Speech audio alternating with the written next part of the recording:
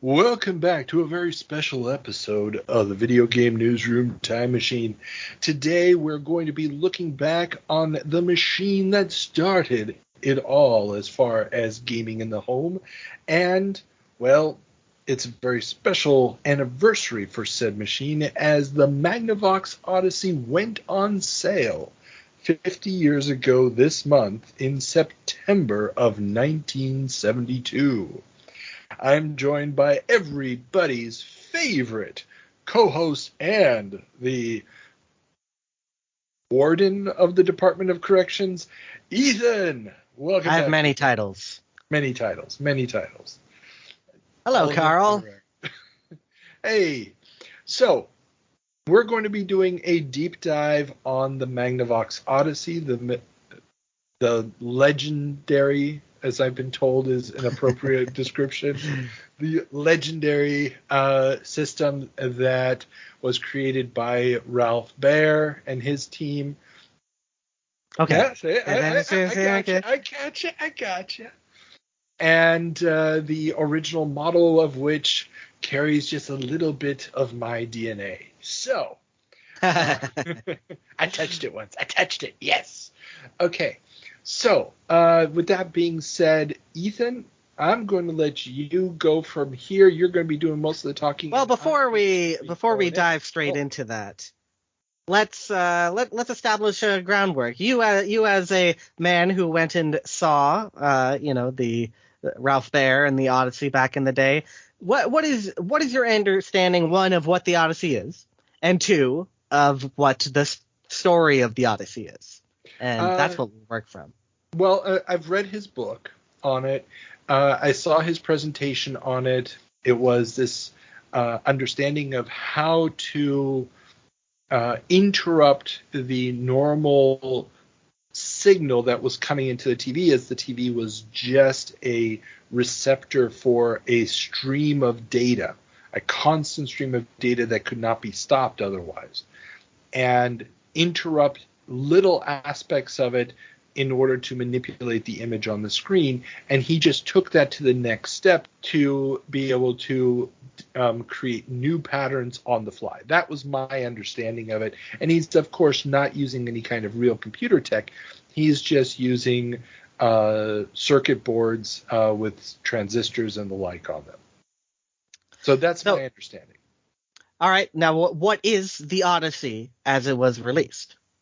The Odyssey, as it was released, was this big white box, oddly shaped white box. Kind of looked, if you're a kid of the 80s, it looked like a white version of the old McDonald's roofs. That's how I always thought about it.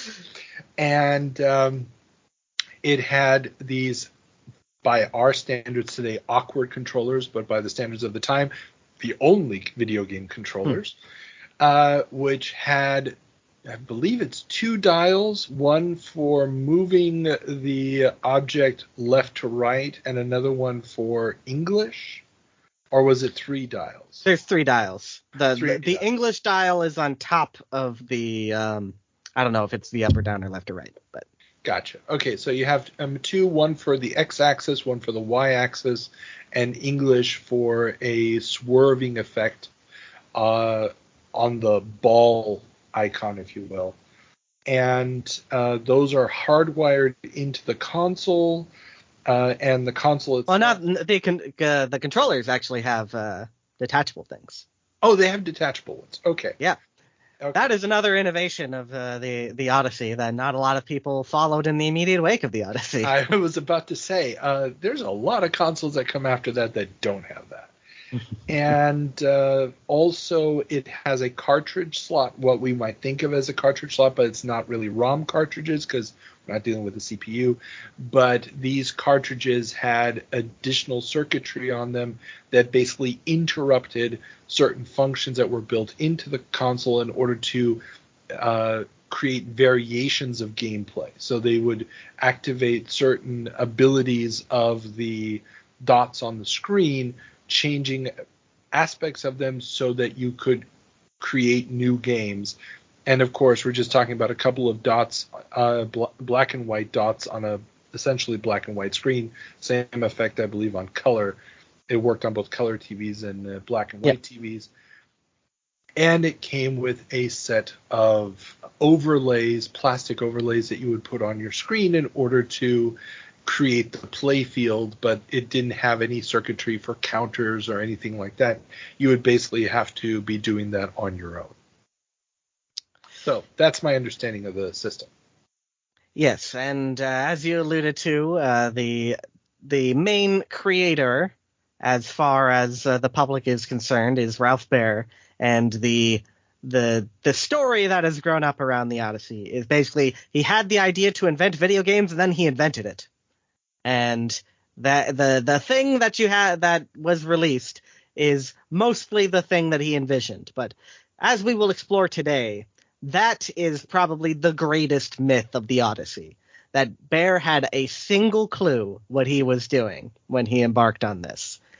And there's a lot of interesting things which are not remarked on when we tell the story of the Odyssey, both from other people and from when Magnavox comes in. There's a lot of interesting little things that people don't really look at and give us a better understanding of what it was like 50 plus years ago into what the beginning of home video games truly looked like. And we're looking forward to that exploration here today. So, Ethan, get us started.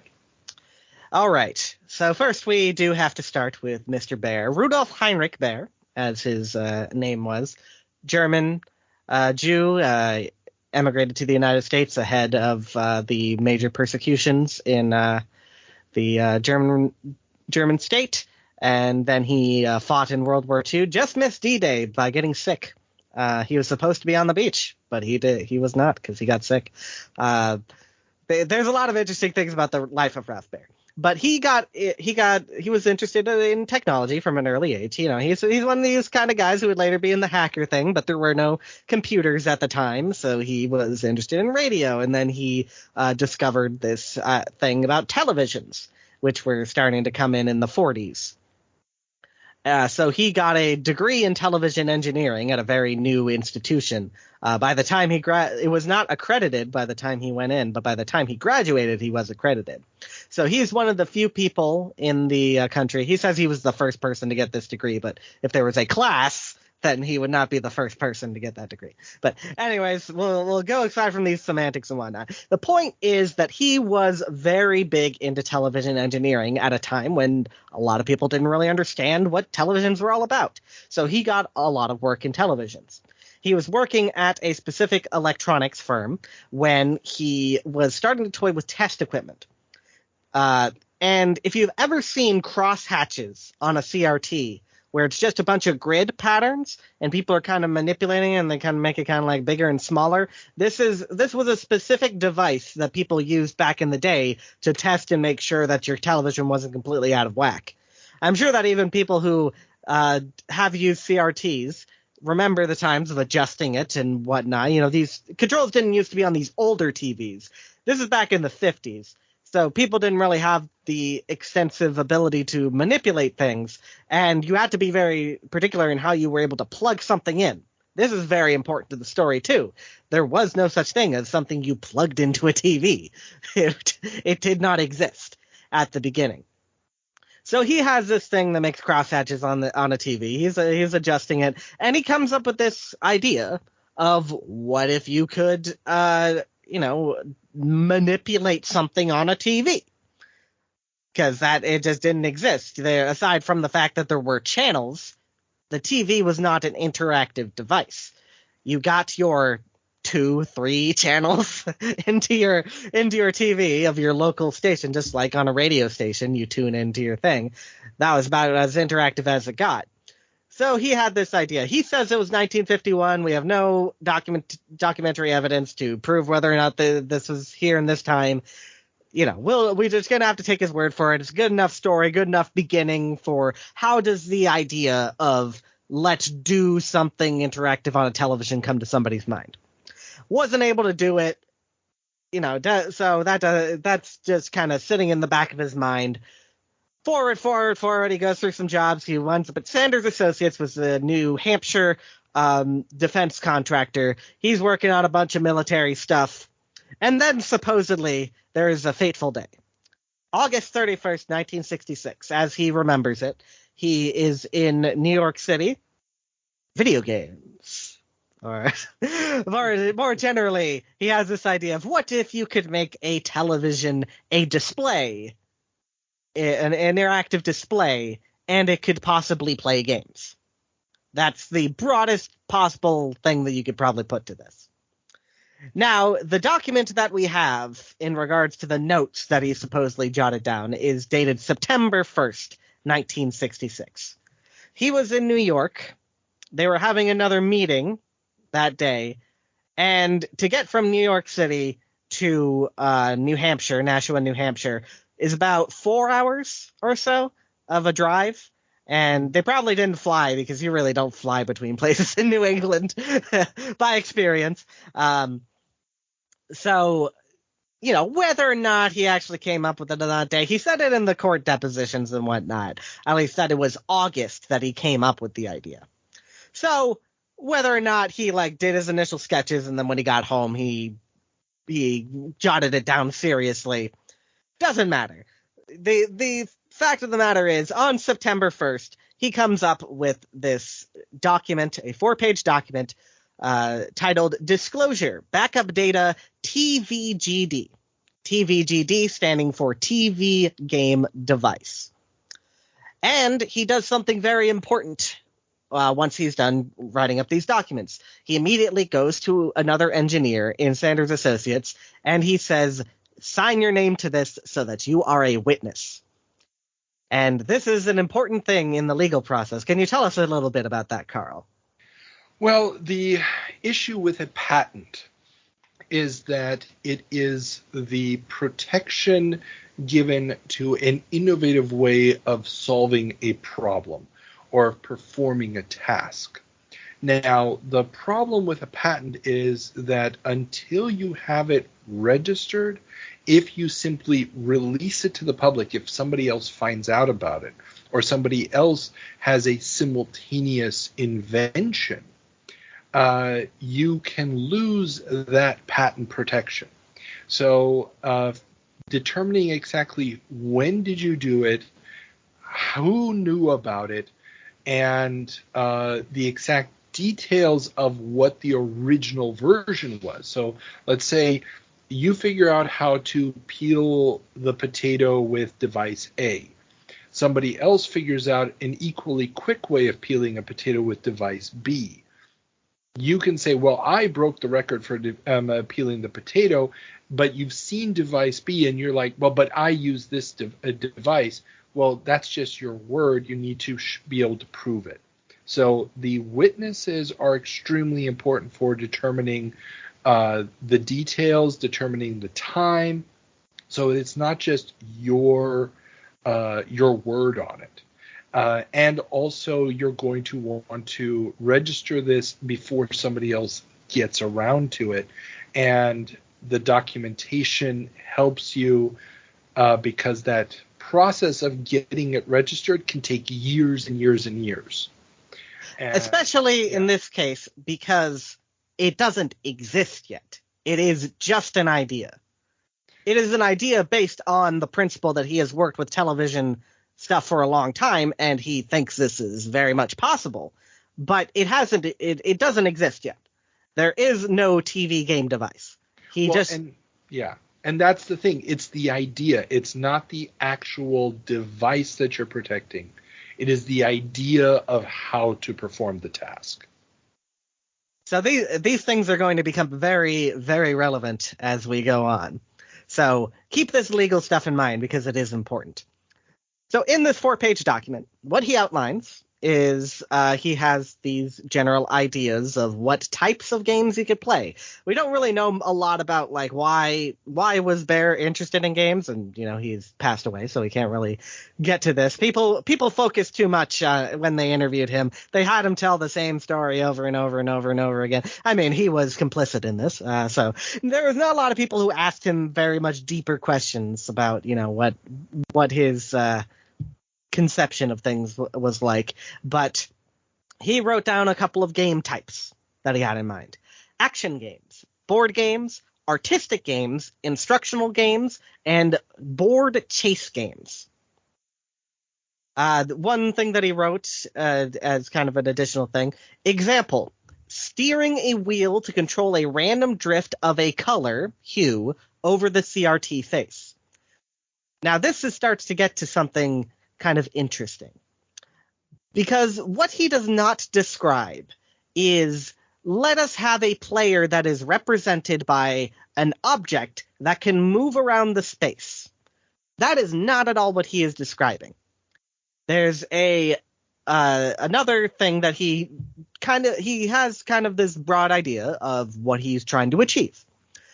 Bar, line, or dot generation. Players control selective blanking, blinking, color coding of lines, bars, dots, fields via generator. That's how he describes it in this initial thing. Bars and lines, or dots, which is this very nebulous thing. But what he has in mind specifically does not describe what you think a video game is the main thing that I'm getting at here. He has this conception of being able to control the screen, but what the screen means is different from what you think it means. Well, I think, are you trying to say that the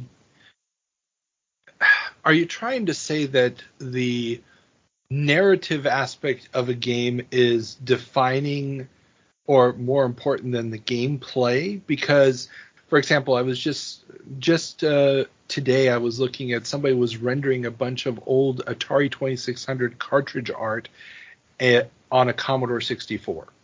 Yeah, this is the kind of thing I do in my spare time. Absolutely brilliant artwork. But one of the things that struck me was, for example, the artwork for Super Breakout. Was, this guy in a spacesuit, and in the reflection of the screen you see the lines, and then I compare that with the mental image in my head, and we'll put links to all this stuff in the show notes. Of the original Breakout, the arcade game, the marquee was a prisoner, with the ball and chain on his foot, and he's got a giant hammer, and he's breaking the letters of the word breakout. But the game is basically just some lines and a dot bouncing around.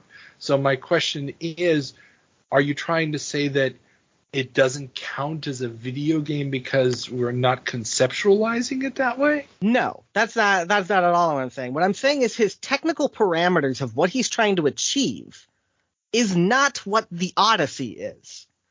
Because the only thing that he can figure out how to do in this initial conception is split the screen between two colors. There is a line in which one part is one color and the other part is another color. And people don't realize this for a couple of reasons. Mainly, there's a document that comes out right after he does this conception. It shows kind of this idea. It shows a diagram where he's kind of drawing out, okay, this transistor goes to this and whatnot. And then beside that, he has this little thing. It's this little crosshatch thing where he has these two little dots there. And one is kind of more square shaped. One is like a elongated rectangle. And people see that. And if they're observant and they look at the Odyssey, the two rectangles are different. They made it so that there is a difference between the two things. People look at that and they assume that's what that is. But what he actually describes is that this is basically he is determining how can you control something on the screen. And he's thinking, let's use an Etch-a-Sketch. He is drawing an Etch-a-Sketch. And he just kind of has these two floating things out there. So he's thinking of turning the knobs on an Etch-a-Sketch. Here's how I can control something on the screen. It is not describing what is on the screen. It is not a TV that he is talking about. So people already... wait, you say it's not a TV that he's describing? In terms of the drawing that he made is not of a TV. People look at it and they think it's a TV. Because, in old days, you used to have the ability to twist the knobs on the TV and, change the channel and the signal and all that. But that's not what that is. It becomes clear as he gets further into this project that the only thing that he can think of how to do is either put a bar on the screen or to split the screen into two distinct segments. And again, I'm not saying that's not a video game. I'm saying that's not the video game as you think of it. In terms of having the ability to have a distinct part on a screen that you are controlling, rather than just these much more abstract senses of what you can be. There are games where you are but a shape, like Thomas Was Alone or something, but that is not, they are supported by these other things in the world, and they are self-contained characters. This is very something that is bound to the limits of the screen. And I'll describe this a bit more, what he intends as we go on. But before the end of the year, before the end of 1966, he gets approval to explore this idea. He's working on all these military projects. He's in charge of a division. He has to do his real work. But he goes to his boss and he says, I need some ability to, get some other people to help me with this idea and some material cost. You can't go completely under the radar in a giant military contractor. Everything has to be on the books. So they get it on the books. And it's called NBDA. I don't know what that stands for. Low cost TV data entry devices. So the broad idea of this is to be a replacement for something like a specialized monitor on a computer, or as is starting to be used in airports, having these very high-cost monitors that are hooked into a giant computer complex that can show terminal stuff. That is basically the only thing in daily life where people are using digital generated displays. Is in airports, departure and arrival times are shown on screens that are hooked into this giant system, which is called the Sabre system. That is basically the only thing that people are using quote-unquote monitors for. Of course, Baer has this general idea. Let's use this ubiquitous device that's in 90% of American homes, and let's use it for something different. In the broader context of the military contractor, they're thinking we can use this as all kinds of different display devices. But Baer doesn't have the imagination of that yet. He is not thinking in terms of letters and, replacing radar and whatnot. He only has the idea of maybe we can play games with a line and splitting the screen. Well, but if considering the moment he's writing this, he's probably, and this is again a little bit of an assumption, he's just thinking of what he's already able to do without actually starting to build anything to figure out if he could take it even further. He starts doing some preliminary designs before the end of the year. And then he gets in a guy to help him named Bob Solomon. So he's the first technician on this. Baer has this very high-level idea. He's able to sketch out schematics. He's not a very much on-the-ground person. I mean, he was in his 40s. He had seniority at Sanders. He was overseeing this department. He had the leeway that he could bring people in to do the dirty work. And the mock-ups that they start to show are like, we can split the screen into like even grids, basically a crosshatch like you had on these old things. But, he's thinking of we can have a very low-cost way of doing this stuff. But he is not thinking in terms of characters and character sets and all this stuff. And like I said, it just becomes more and more clear when you're looking at these things. He's not even thinking in that direction. They're using this Heathkit generator to generate things. This is I think this is part of what would normally be a crosshatch solution. This is at the Smithsonian, what is called the TV game number 1. It's hooked up to this Heathkit generator that hooked into an RCA television that they're doing the preliminary tests on. So he's working with Bob Solomon, and what they're able to create is a vertical bar that you can move across the CRT face and adjustable color. very from the beginning, he's like, this has to have color. Which, of course, if you know the Final Odyssey, does not have color. So, and we'll talk about, why that was. He does make the important decision at this point that in order to interface with the modulator, you have to set your TV to a distinctive channel. In this case, it is only channel 3. Later on, with a lot of the early consoles, it's either 3 or 4. But in this case, it only works on channel 3. And then his next objective, he has this bar up, and now his next objective is to do the screen splitting. That on one side of the screen you have one color, on the other side of the screen you have another color. And one of the things from his initial idea is he has this idea of doing a pumping contest game. And this will be the important game going forward. He has this idea, this is what his list of possible games are. Scoring, bucket filling, game timer, and skill games. This is these are all the words he uses to describe them. And what he is thinking of is he splits the screen and then a bar goes up or down. This is basically the conception of all of these games. In the scoring game, you use it to keep track of scores. The bar goes up, you have hit 70 points, 80 points, 90 points, 100 points. Or if you're going against an opponent, then this is, one side, they have 10 points, then the other person has 10 points, depending on which side of the line it is on. The bucket filling, this pumping game that he has the idea of, is that the bar goes up if one person is winning, the bar goes down if the other person is winning. And that's the entire conception of what this is. There is a invisible line, we haven't really seen this, so we don't exactly know if there was a distinguished line between the things, but like one top is black, the other bottom is white. You have to either get it all black or all white. That's all this is. At the moment, this is the conception of the TV game.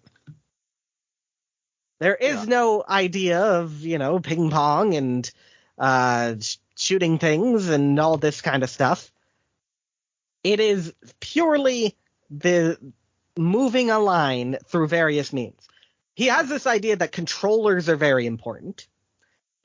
He starts working on some things like a joystick or these potentiometers like on the Etch-a-Sketch. And then he brings in a guy named Bill Harrison who will start working on a gun controller. And the idea with the gun controller is not to shoot an object on the screen. It's you shoot one part of the screen or the other. And he was mainly thinking of this for quiz games. You are presented with a question, and you shoot one side or the other. This is yes, this is no, A, B, something like that. That was the idea of the shooting game. It was not to create a simulation of shooting. Yeah. So that's where the Odyssey is in February 1967. He has roped in Bill Harrison, but Bill Harrison has to work on some other projects. He's a very skilled technician. He has more important work to do than work on Baer's little silly game on the side. He works on it intermittently. There's some documents we appear to be missing.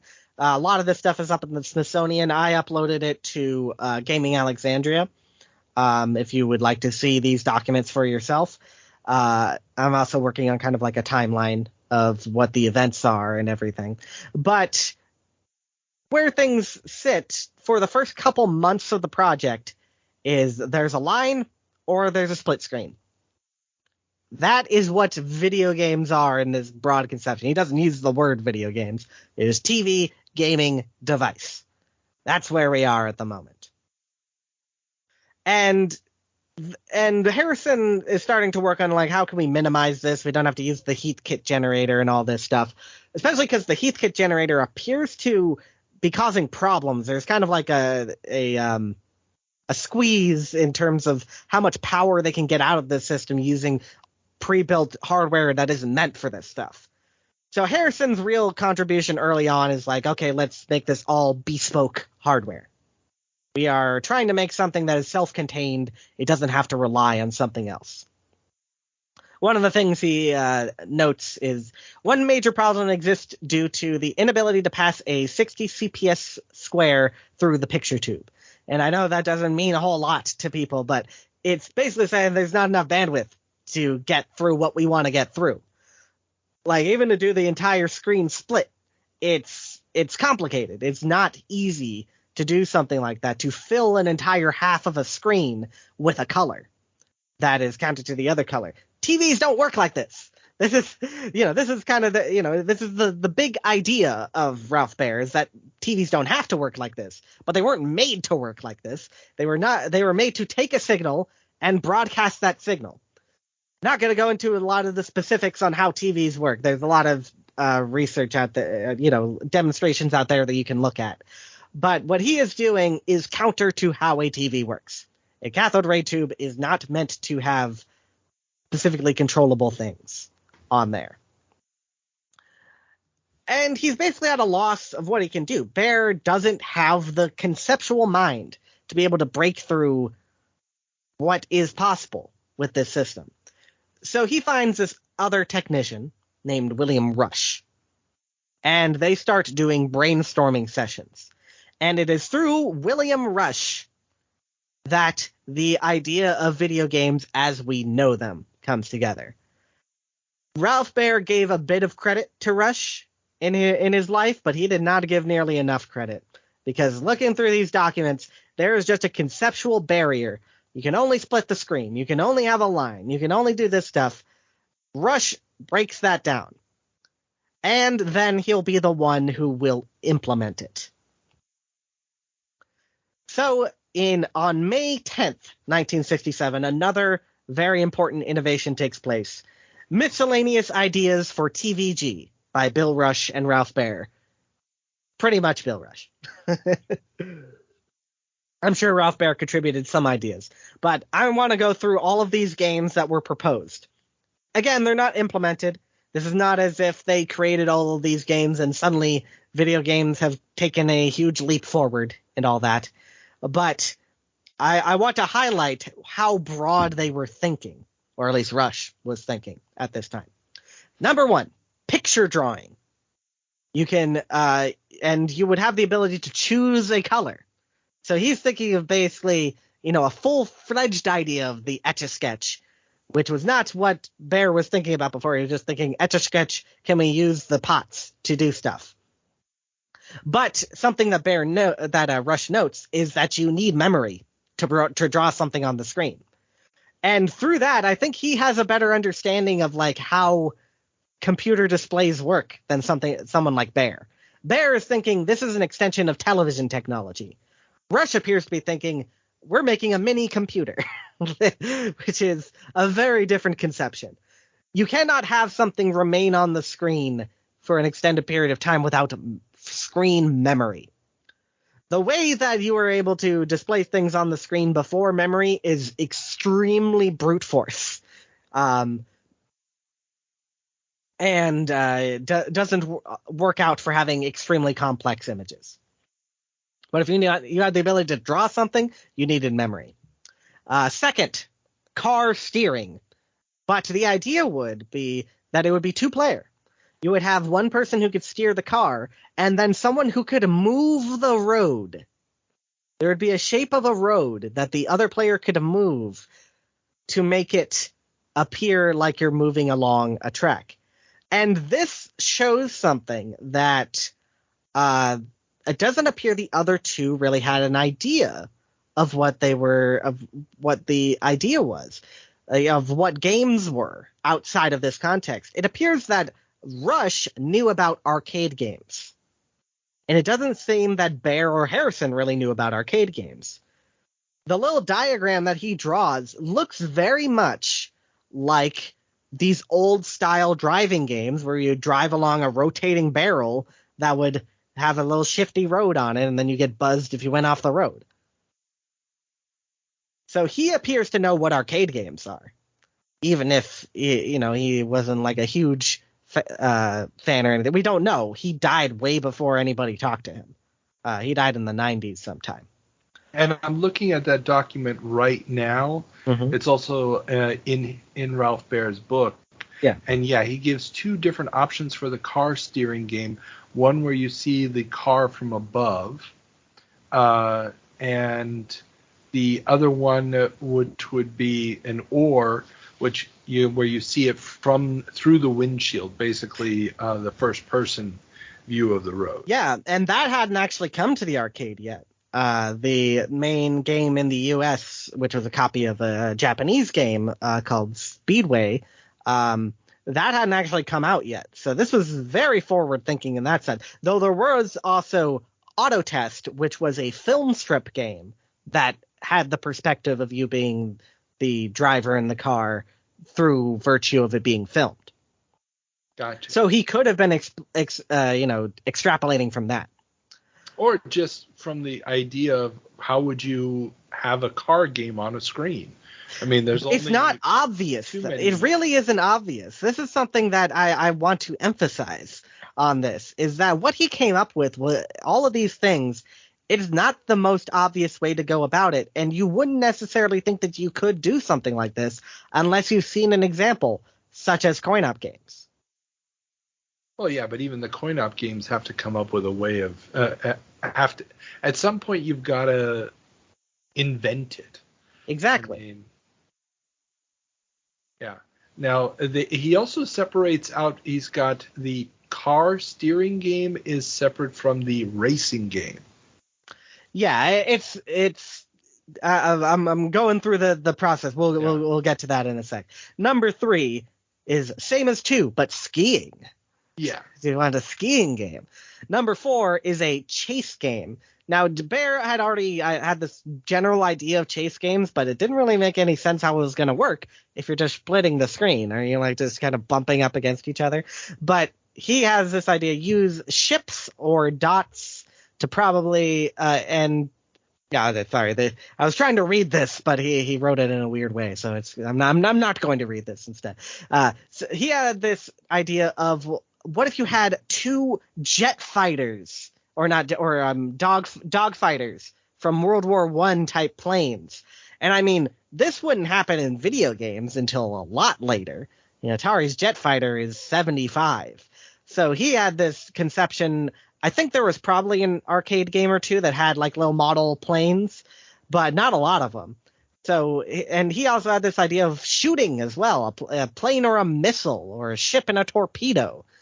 That is something that is not replicated for a very long time. He has this idea not only of you are a person in a space, but you can project something into that space, like a shooty object. So he is the man who creates the first video game shooter. Well, there's space for it, but we'll get back to that part a little bit later.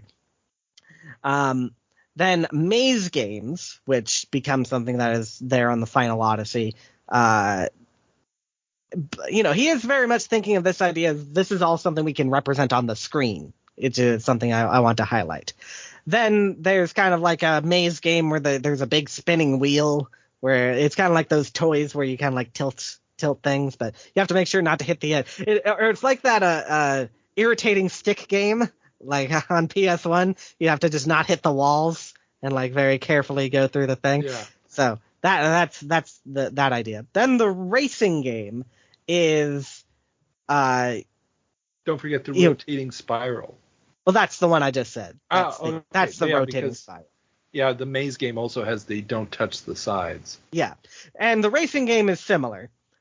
And I don't know how he's like very broadly conceptualizing the other car game and the racing game is two different things, but you lose if you go out of bounds. It's like these old coin-op games, but instead, like, it's all very vague. Like he makes these ideas, but it's like we have to kind of work out exactly what he means. Yeah. The next idea is roulette. So this idea of having a little color wheel that can spin around and a little arrow at the top of the screen that will point to what it is. And then he has this idea for a baseball game, but it is not a baseball game in which you hit the ball.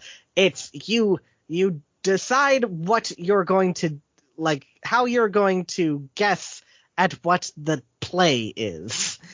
And actually, this was a very popular concept in early computer games. There's a computer game from 66 or 67 that is basically this.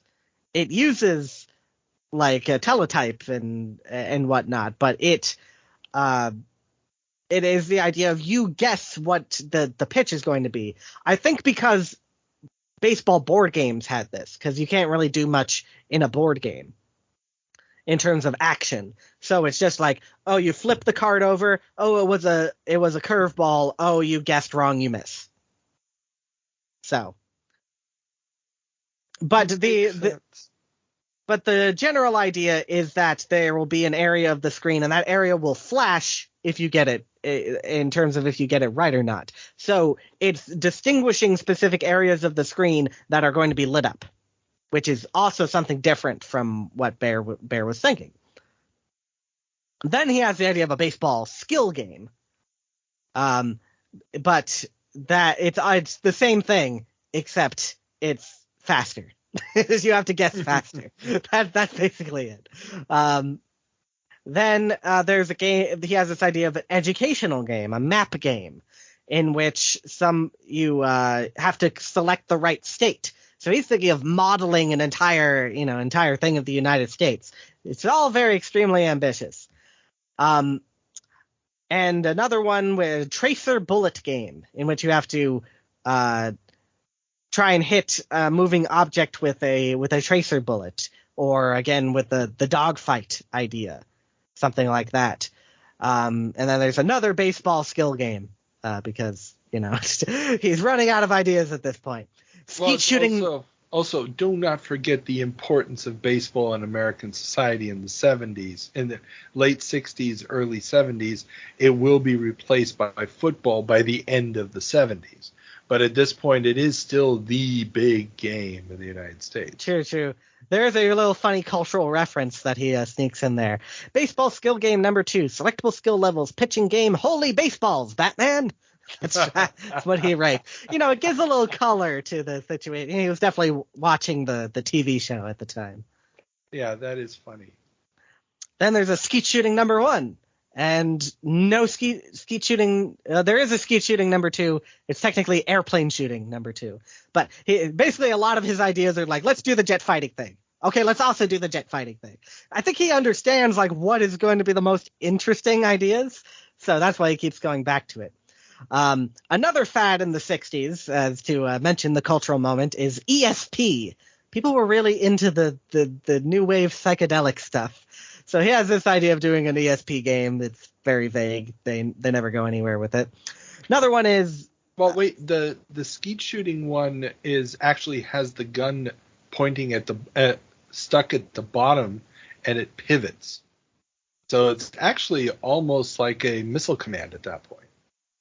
I mean, I presume you could still move your objects. No, it's actually fixed. It says gun stock is fixed. Well, then it's like anti-aircraft. At the bottom center of the screen. Anti-aircraft by Atari. I'm not willing to give him missile command. I'll give him a lot, but not this. Then there's another one that's called Hares and Hounds game, which is a chasing game where you have a bunch of hounds and one hare, and then you catch them, and then they slowly disappear. Another one, Bullfight, which is basically the same idea, except your cape is colored. So you get a red cape, even though bulls can't really see the red. They're not colorblind, but they can't really see the red. And then there's this one idea, we'll come back to it a little bit later. Soccer, hockey, polo, etc. There would be a number of players on each team, and when displayed, ball, puck, etc., is touched by a man, it moves in the direction man was going. To use the precise phrasing, we'll come back to that. Yeah, that's a little important. And I love how he doesn't know how many people are actually on a soccer team. He just says each player has X, and then in quote in parentheses, how many in soccer? Question mark. Yeah, these documents are interesting to look at. You get to see the man behind everything, and several of them have illustrations, so you can get a sense of like really what they were thinking in terms of the screen. Whereas the earlier stuff, it's even vaguer. Yeah. So then there's another airplane shooting game. Then golf putting. Again, it's like understanding the idea of the ball, and very interestingly, the idea of how much power you put into the ball, which is something that golf games didn't get to for a very long time. He recognizes that is the most important part. And then the last one is a horse racing game. It's another guessing game. But one thing he does say in here is that the above would make an interesting non-TV board game, perhaps could sell the idea to someone like Parker Brothers. So the idea of disconnecting what is in the game onto a board game or something as opposed to what's on the screen is not the overriding idea of what the TV game device is. So he sends this. So they send this out to the various people, and then they suddenly start to have this realization of like, oh, we can have singular objects on the screen. There is this idea of now we can do this. We recognize this as a possibility. Now we can move towards it. Though things were already in motion, so the first things that start appearing are these split screen games. But like immediately after the memo, there's a thing that I believe Bill Harrison writes up, and now he is putting in his thing to produce movable dot, to produce lines as technical things that now have to be accomplished. So they immediately after this demo, they single in on some ideas that mainly use the split screen idea. First one is the pumping contest game, and they're going to use buttons for that. The second one is Firefighters Pump Test. That's how they wrote it. Pump Test. I don't know why, but this one is there's a burning building and you have to put it out. So one is you fill a bucket. The other is you conquer a fire by putting it over the line. The next one is a color catching game, which is the colors are cycling and you have to stop it on the right color. I'm trying to. There's definitely something that is familiar to. It's like those GIFs where they like tell you to stop and then now say what you are. You know, those kind of things. The thing that I'm immediately thinking about is the Terminator 2 arcade game. When you launch the ball at the very beginning, they always had the four little dots moving, and with each additional ball it would get faster, and you had to basically shoot at the right moment to hit the target that was lit up. So it's that game mechanic essentially. Sure, you can think that. Then there's a roulette game, but it's not a roulette on the screen. You use a physical roulette wheel, but you might have something to do on the screen. Yeah, I'm not going to go into all the vagaries and what I might think things are, but then the last one that they come up with is we're gonna do the racing game, the car with the moving track. We're gonna make a whole big wheel for it, an accelerator, and the joystick will be able to control the road. So on May 18th, 1967. Couple days after the memo where they have these ideas, the very first video game is played. The pumping contest game. They put on the screen an overlay of, I don't know if they made this out of paper or what. There are images of what this looked like, and the firefighter one too. Of just a bucket surrounded by yellow. And then behind that would be one color, and then the other person would have the other color. And then you have to press the button as fast as you can to make sure that your color fills up the screen first. And very specifically, they wrote in the margins of this note page, winner's name will be withheld. They very specifically did not want people to know who won the first video game. I think Baer even writes about this in his book. He notes that, and he's like, yep. He didn't tell to his last day. Did not tell who won. Yep, it's not listed. So this is the first implemented video game through a very specific definition. Again, we'll come back to it. we'll get on what the idea of a video game truly is. Again, not being called that at the time. Shortly after this... No, sorry. I stand corrected. He said Harrison won. Oh, dang. He does qualify it, though, with an excuse that he was off doing his actual job for 2 weeks and while Harrison was working on it.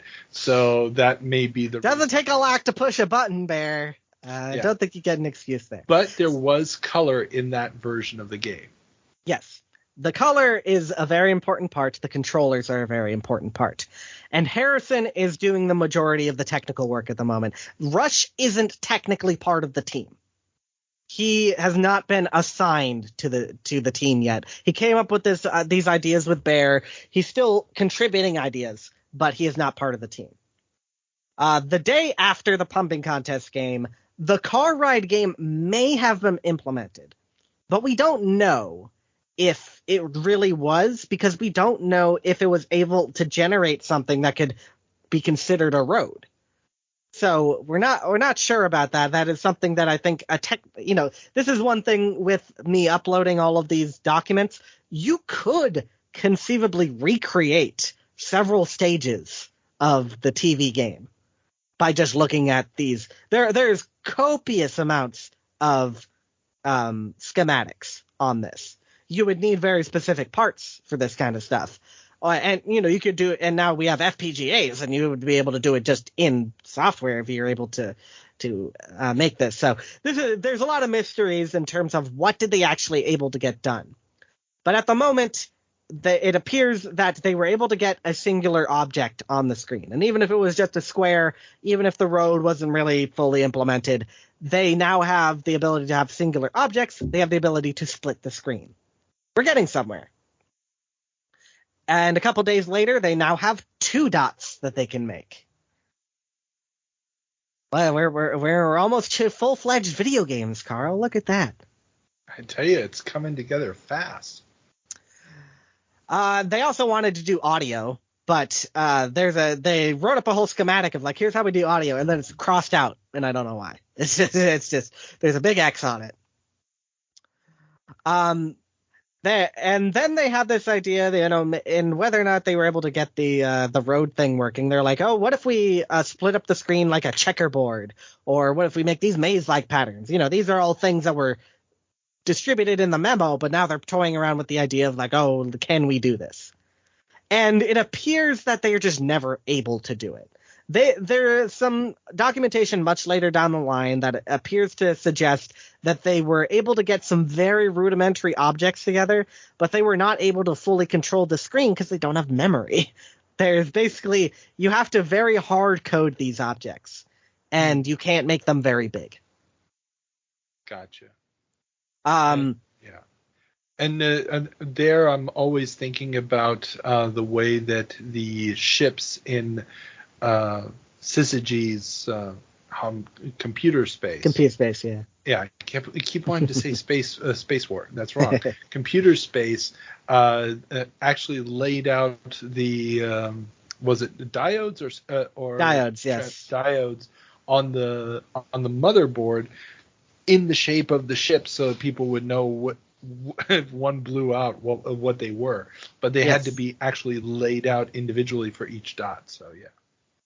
Yes, and very clever and very quirky.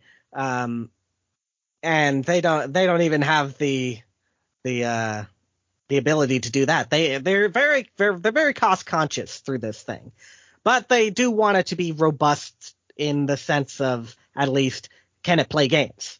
Yeah. But again, the idea is greater than that. It is a low cost data entry system as far as Sanders is concerned. But we'll come back to the Sanders thing. Well, he also talked in the book. Baer is also talking about one of the projects he was already working on was this interactive video system for military training purposes that predated the physical work on this project. Yes, but I don't know if that was necessarily a digital thing or whatnot, and he does have other things that are going on, and we will get back to that as well. Okay. So then they decide that they're going to use that gun controller again. There are a couple early schematics drawn up for it. Now they're going to bring it back. They have this idea of a target shooting game now that they have targets, because before they just had areas that you could shoot. When they initially make it, the gun barrel is just a cardboard tube. Harrison draws out the whole thing. There's a photo of an early version of it, but it's not the earliest version because the original just had a tube that the little photo cell could look down and look for light. Won't go into the whole thing of how the how light guns work and all that. So at the moment we got two independent dots. Now they got a line along with the two things, so they're able to generate things pretty robustly, and you can have a color background. But at the moment, you can only do color on both the objects and the background. I presume there's some kind of hue shift that you can distinguish them apart from each other, but they're not able to make it so that one thing is blue and the other thing is green. In this case, they're both the same color at the moment. Minor problem. Yes, and we'll continue to dog them. Then they're like, okay, now we got to make a demonstration for our bosses, which will be June 14th.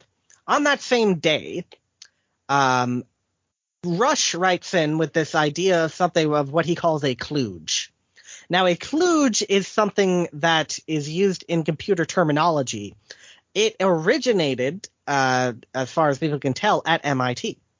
The idea of the kludge is something that MIT people, specifically TMRC people, the people whose culture helped influence Space War, came up with this idea of the kludge. TMRC, for the uninitiated, is? Tech Model Railroad Club. Gotcha. The people behind Space War. They had kludge on one of their early computer systems. They also used it in non-computer context, but as far as we know, the idea of the kludge is something from MIT. Rush has this idea for a kludge that can generate randomness, because you don't have that inherently in a computer system. And they don't think that they can build something that can inherently make randomness. But he has this idea of, what if you have a card you can plug in and it is able to generate randomness without interfering with the underlying system? And he is like, well, you could use this for a Monopoly type game or something. But it would be a very useful thing if they actually went forward with it. But it is just another road, a little bump in the road where you can see that they understand that there are some conflicts that they're going to have to deal with later down the line, but they're just not able to solve them because they're limited by their hardware and what they are able to conceptualize. So June 14th and 15th, they have shows for their bosses, one for Baer's immediate boss, and then they go all the way to the top of the company to Royden Sanders, of which Sanders Associates gets its name. The proposal that they jot up is special display techniques, is how they're, again, reconceptualizing what they're doing.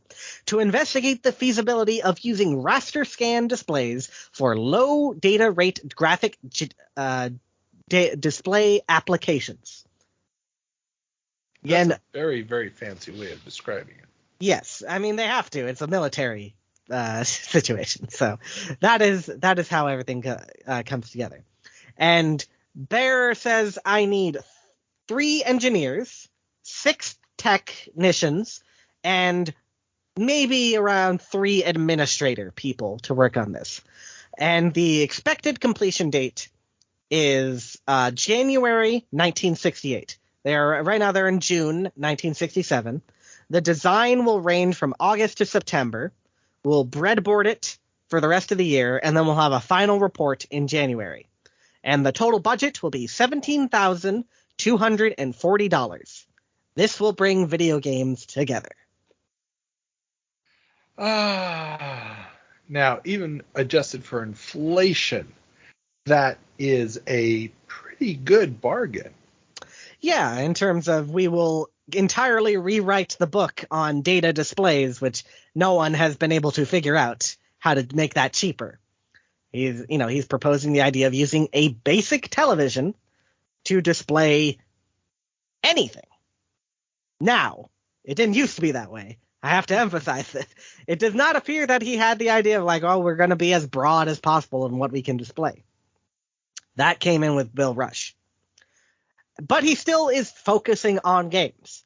He has this idea of a chess board game, not in the sense of chess necessarily, but a chase game in which you play on a chessboard. It's weird. Then the fox hunting game and Fox and Hounds chase, a target shooting game with the light gun, the color guessing game, and the pumping contest game. Those are the ideas that he outlines. And the reason I keep bringing up what the games are in this is they keep changing their mind on what they're going to do. They don't have an idea of what is the final functionality of this. They do not settle on it ever. Even at the end, there is no consensus of what they are trying to do. Well, it almost feels like every time they figure out, well, we can do this, it changes conceptually. I mean, they're constantly shifting based off of what the technical capabilities are, at the same time that they're not sure what the limits of the tech will be. I mean, if you don't know what is possible, like when he starts out, he can do half and half. Then suddenly, well, now we succeeded in putting a dot on the screen. Well, now we succeeded in putting 2 dots on the screen. Oh, wait, we can't figure out how to change the colors of the things.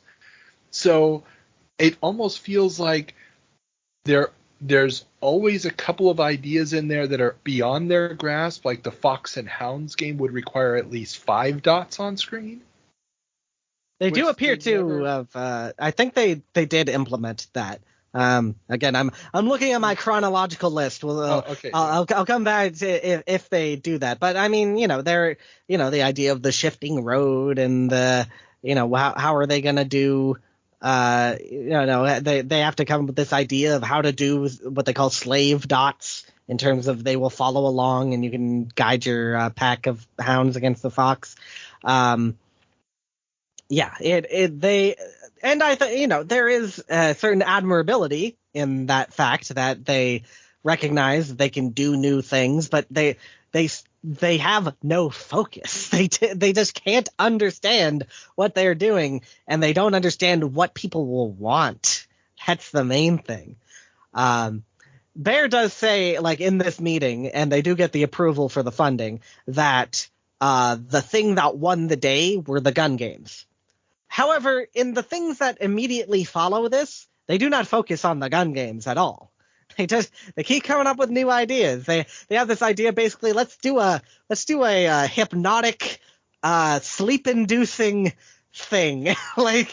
That's basically this a psychedelic pattern generator, like a music visualizer, which obviously didn't exist at the time. Even analog video things don't really have that application yet. And this next idea of what he calls a child and adult psychology test, which is building blocks and wallpaper design. Wow. Or use a phonograph record to explain the game.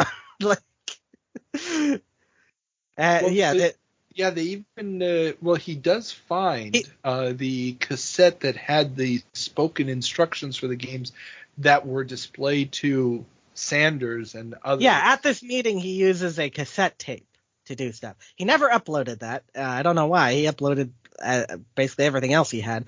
But there's this idea of things outside of the game, and then there's another of the drawing games is they have that it would use a phosphorated painted overlay so you could see it in a dark room, and so you could have little objects shining out in a dark room, and possibly even using the phonograph to alter the state of the game somehow, and one for learning binary. However, there is one especially important idea that comes after this meeting, which is warship versus torpedo boat. And they draw this out. There is a line that shoots out a little projectile that flies towards a warship. So now they finally have this idea of connecting an object of the player and an object that is controlled by the computer, or the hardware, I should say. It's not really it is technically a computer in the broadest sense possible, but yeah, that it can be controlled by the hardware. And it appears also after this they chart out this thing called the alternate course for TV game, because they just don't know what they're doing. So like they so much is happening on this one day, on July 15th, 1967. It indicates that they're in kind of a crisis because they don't know what they're doing. They do recognize that they have these multiple games. They need a way to switch between them. And so this is where the idea for the circuit card comes from. Now, basically what this does is, like, people call them cartridges. They are not cartridges. I have to be very specific about this. They have these lines coming off them. And these lines, basically, when you insert them into, this little holder thing, they will bridge a gap between these various pieces on the circuit board. Because on a circuit board, you have this line, and it sends a specific electrical signal to another part of the circuit board.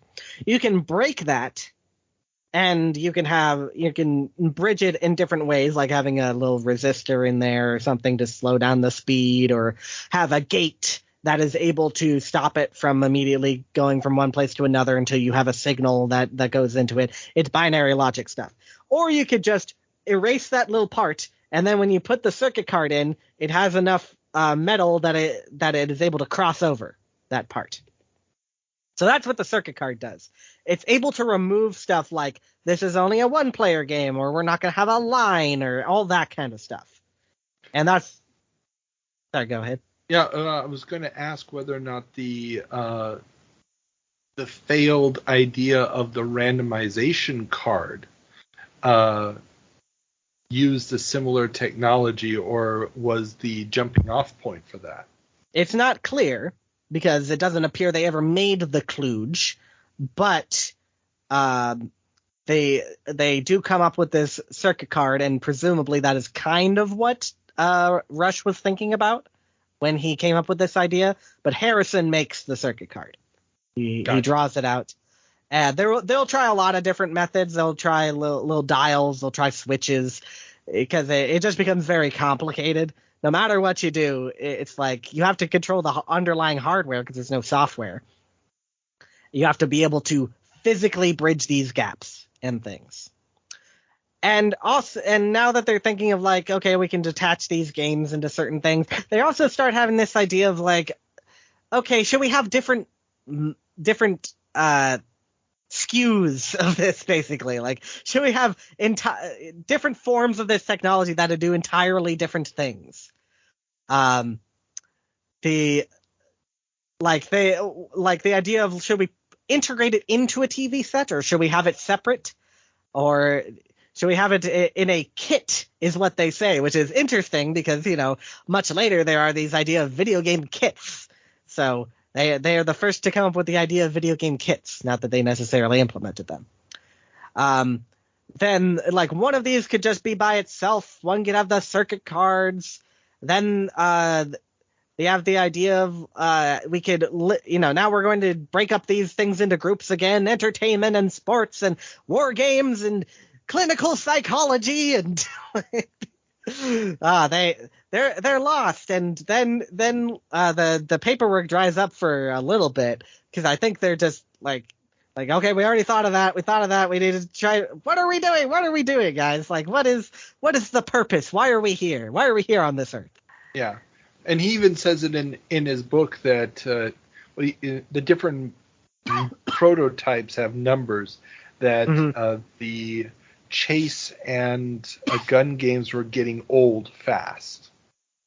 And that's when Rush comes back into the project for a few months. And that's when they add the third dot, the computer. Well, they already have the third dot, in the sense that they have the torpedo shooting game. They already have this idea of having something in the space. And But they're just not able to figure out exactly what they're doing. But they still have a timetable that they got to stick to. They said, we're going to be done by January 1968. And there's a lot of, they do their first summary of things. And they're like, okay, we have this new cost estimate. We need these kinds of things. And we wanted to do more and more and more. And it's around this time that Bill Rush comes in. I think he joins in August or something. I do have the date somewhere. I did not put it in my list. Yeah. But this is where his journal related to the Odyssey begins. I forget if this is uploaded to the Smithsonian or not. I forget where I got this, but it's his whole journal. He was working also on this idea of an octavized pedal for a guitar. At the same time, there's something that Baer mentions a lot. He's like, I hated this hippie man sitting in his room and continually playing notes into a guitar to see if he could get it to go up an octave. And I actually don't think octave pedals existed yet. So this is actually, I don't know if he came up with the idea of the octave pedal, but like it is something that is documented. He was toying around with the idea of an octave pedal on a guitar, which I think at least says that he is not a stuffy, closed in his room, is not connected to the culture at all at the times. I don't know if he liked rock music or anything, or if he just thought it was a good idea. But, sound signals and video signals are basically the same thing. So it is kind of within his ballpark to be working on this. So Bill Rush is now fully on the team. It's just Harrison, Baer, and Rush. Harrison and Rush are both serving as engineers and technicians. So there is there's not really a delineation in who the technicians are versus the engineers, because Baer has ideas, but he's not coming up with, he's not putting them down. He's not the guy doing it. He did the initial set. He does a couple things later on, but he is not the guy who is making it happen. And that is something that again, I just want to be very clear about. When we say Ralph Baer created the Odyssey, he did not do most of the work. Even if you attribute more ideas to him than is necessarily true, he wasn't the person putting the transistors on the board and making it work. And I should also mention, in the very early days, they were using vacuum tubes. And then eventually they graduated to transistors. They are not using integrated circuits because integrated circuits are just coming on the market. Like 1966 is when integrated circuits first start becoming like a real thing. And they're pretty expensive at start, so they didn't think that they could necessarily use them, if they even considered them. I didn't know if they necessarily could. So now, Bill Rush, he's trying to simplify the circuitry. He does a lot of work in making this cheaper. Harrison is the one making the broad basic implementations. Rush is like, okay, we can get this down to as few things as possible. And we'll see just how few, because they did make parts lists. And I think those are really interesting. But then we have another seminal date in the history of video games. October 18th, 1967. Rush has been, in the past couple days, he's been writing down, okay, what can we do? What is an idea that is going to connect with people? And he finally comes to this idea, moving spot for TVG. The idea of an object that could move around the screen and stay, it's not just a bullet being shot out. It is something that can stay there. They probably already implemented a third spot, given what they have shown in the past. Again, I can't read these technical specifications, so I don't know if it was necessarily there, but they definitely had the idea. It's okay, we need a third dot. What can we do with the dot? What if the dot bounced? Okay, we're on our way.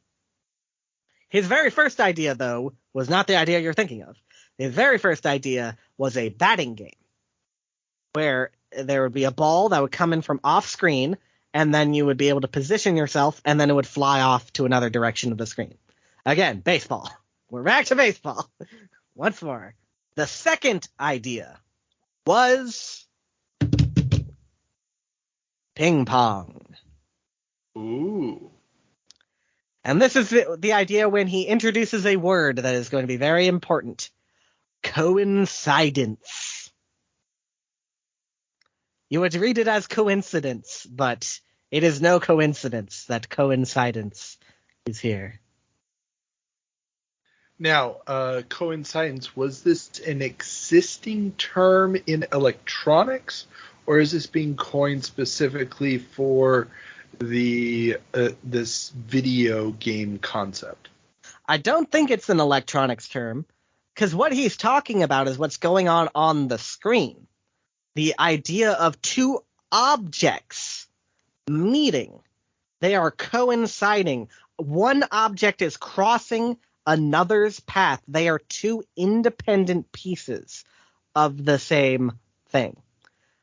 This is an incredibly crucial moment, more than probably anything else in the Odyssey's history. This idea of codifying the idea of coincidence with two objects. Again, get back to it. Minor technicality. This may or may not have long-term consequences. He also had this idea of gun ping pong, which is a target shooting game, but you do it on the screen. I don't know why he called it gun ping pong. That sounds like a terrifying ordeal. You're just hitting the ball back and forth, and a guy pulls out. Well, I mean, gun ping. Yeah, I'm thinking maybe it would be something like, hit the can and the can goes flying in the air, similar to... It was basically the batting game. It's like there's these predetermined paths that the ball moves on, and then you put your thing in front of it, and then it goes off in some direction. That was the idea of gun ping pong. It was gun in the sense that it was like a straight path, I think.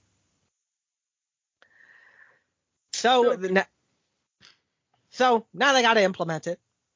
And it takes a little bit, but then by the end of October, they have the TV gaming device. Schematics are drawn up. It has 10 games. Number 1, checker games. This is, again, this checkerboard idea. It is not checkers. It is not chess. It is the idea of we can put a checkerboard on the screen and then you have like limited movement.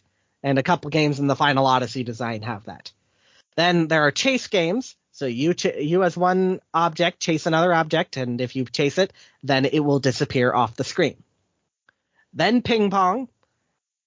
Self-explanatory, and that's part of what makes it interesting. Volleyball. So the ball conceivably has a kind of arc. They drew up a lot of things of this, but again, we haven't seen it, so we don't know exactly how this works. Checkers with obstacle.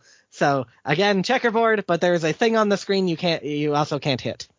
So sounds like fun. Then handball, so you can actually bounce it off the sides of the screen. They actually come up with this idea of the screen boxes you in. It is not just an open area that you can go all around. Target shooting. This is the gun game. The pumping game is still there. And now that they have a ball, they can do golf. They really wanted that golf game. The golf game stays in a very long time. They do not get rid of the golf game, even though it was a terrible idea. Because it's like, I mean, it was better than some of the games that were on the Final Odyssey, but they made like a custom controller that really, it looked like an arcade joystick in the sense that it had a little ball on top and everything. And they could like hit it, you could change your angle in certain ways. But you just kind of bat up against it and then hope it goes in a direction. But of course, we're going to get to the point, there's a point in this where we have to acknowledge the limitations of what they can do with how it gets hit. In fact, you mentioned something in the beginning that will help explain this. They also really want to make the ball round, but doing that takes way too much circuitry. Like, everything has to be a square because that's just how it is. And they are squares. And I do have to mention this as something important. There is a clip on the internet that you can see Baer demonstrating the technology that comes out of this. We're not getting to the name yet. The thing that you put your fingerprints on. You can, and it was back in the 1960s. It was probably 1969. There's a lot of dates that are thrown on it. I think it's 1969. Everything is a square. On the Odyssey, things are rectangular shaped. They are not all squares. In this case, everything is a square. And on the Odyssey, they changed it to differentiate it. So this is how you can tell that they are two distinct technologies. Because on the TV game, everything's a square. And on the Odyssey, things are weirdly shaped. Which do they already have the possibility of stretching one of the dots to create? Yes, there's the line as well. The line, but wasn't that just one of the squares stretched? No, because it was implemented in the very early stages in which they were not using the same method to be able to make an independent movable object. The line on the screen stays in one spot. It can't move. Okay. So it is not a distinct object. It is just part of the screen. It's basically like a background element. Cool. And as I get into November, their monthly status report reports a new system concept has been implemented. It offers cost savings and permits new classes of applications. So even Baer recognizes, well, actually this is written by Rush, but Rush recognizes himself that he has made an important contribution to what the capabilities of this device are. And he runs wild with ideas. He has more ideas for racing games and like orbiting planets as a game concept. And he goes absolutely nuts with this stuff. Again, I don't want to go too far off the rails with this, but like he's like, we could do skee ball. We could do doubles ping pong. We could do. Yeah, so he's like coming up with all the ideas for Pong clones way before those existed. He's like, this breakthrough has been achieved. We can have so many different applications. We can put shadows on the objects. Or penny arcade hockey is the most interesting one. Basically, he has this idea of there are these hockey games in arcades. Again, this is another reason he probably was a fan of arcade games. There are these hockey games in arcades where there are two opponents across from each other, and you spin your little hockey guy, and he is able to puck it over to the other guy. It's basically proto ice hockey. Gotcha. Or air hockey. Oh, air hockey. Yeah. Makes more sense. Proto air hockey. And this is also probably part of what eventually Nolan Bushnell has of the idea to how Pong is implemented, because Pong is not exactly like the Odyssey. We will get to that, that story and everything, but these hockey games are very influential and important in the arcade of the 1960s. Okay. And more of the ideas: dart throwing, basket shooting, which I'm pretty sure just means basketball. Also pinball. He comes up with the idea, let's do pinball too. Though the way he comes up with it is a little weird. It's you hit basically it's like you hit bumpers and your little thing. And you move your little thing. It's like Breakout, basically. Like he comes up with that idea. A lot of these he illustrates too. Again, you can see that on the page put up on Gaming Alexandria. Cool. And some of these appear to work. They're working on it pretty hard for a while, and they appear to have success. But as we know, a lot of this is not implemented in the final thing. And likely the problem is that the ball, when the ball, you're able to, they were able to implement this idea. Okay, the ball hits a player. But then where does it go?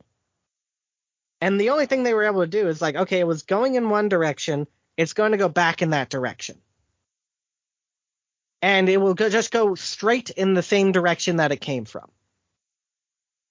It's not terribly fun in the sense that there's not a lot you can do with that. It works better, if you have the idea of shooting, then you only kind of need a straight line. It's more interesting when you can curve it, but they don't have the ability to make it ricochet at all. It's not possible for them. they're working on stuff to make it work, but they can't make it work. And you can see their frustration in their thing. There's some of these things that are like, okay, we have this new coincidence circuit. They cross it out. They're like, no, this isn't working. They are very frustrated with this. And so the eventual solution, which is the one that is implemented on the final versions of this, is they have this idea of they have a separate controller element. It wasn't necessarily a potentiometer at first, but they have a separate element that is able that the players can move where it goes, which can still work out in the sense of, if you have like the baseball thing and you need to hit a specific corner of the screen, but you can't do gravity. So the pinball game doesn't really work. And, if it hits an object on the pinball thing, then it will just go straight back to where it was. It's, if you get a really annoying thing in, like 2-player Pong where it just goes beep, beep, beep, beep, beep, beep, beep, beep, back and forth between the two paddles. So, and, on that you can move the thing to make it go off in a different course. But yeah, it doesn't work the same way. It is, you can't really use the bouncing as a gameplay element.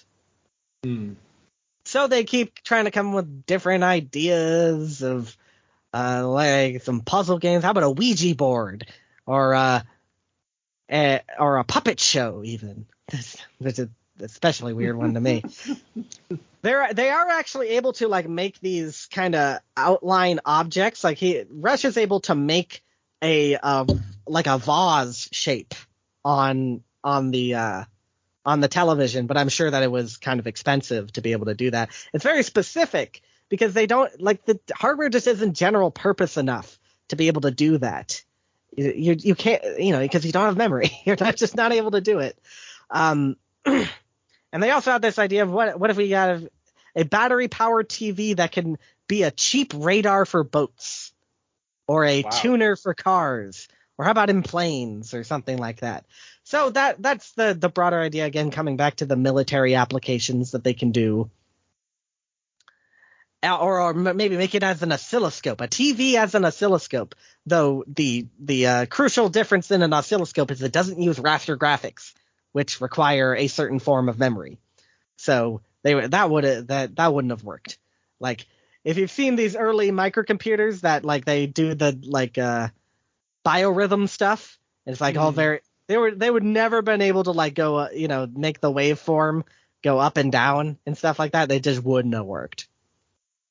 It could have moved the one dot up and down, but you wouldn't have been able to get a line. Yeah, you'd just be able to see it move, which is kind of pointless. Yeah. Raster displays do not lend themselves to oscilloscopes. They're very limited in what they can do, and they're just butting their heads against this thing, and they still don't know exactly what they want. Do they want very defined objects? Do they want to be able to have things bump up against each other? You can shoot individual objects.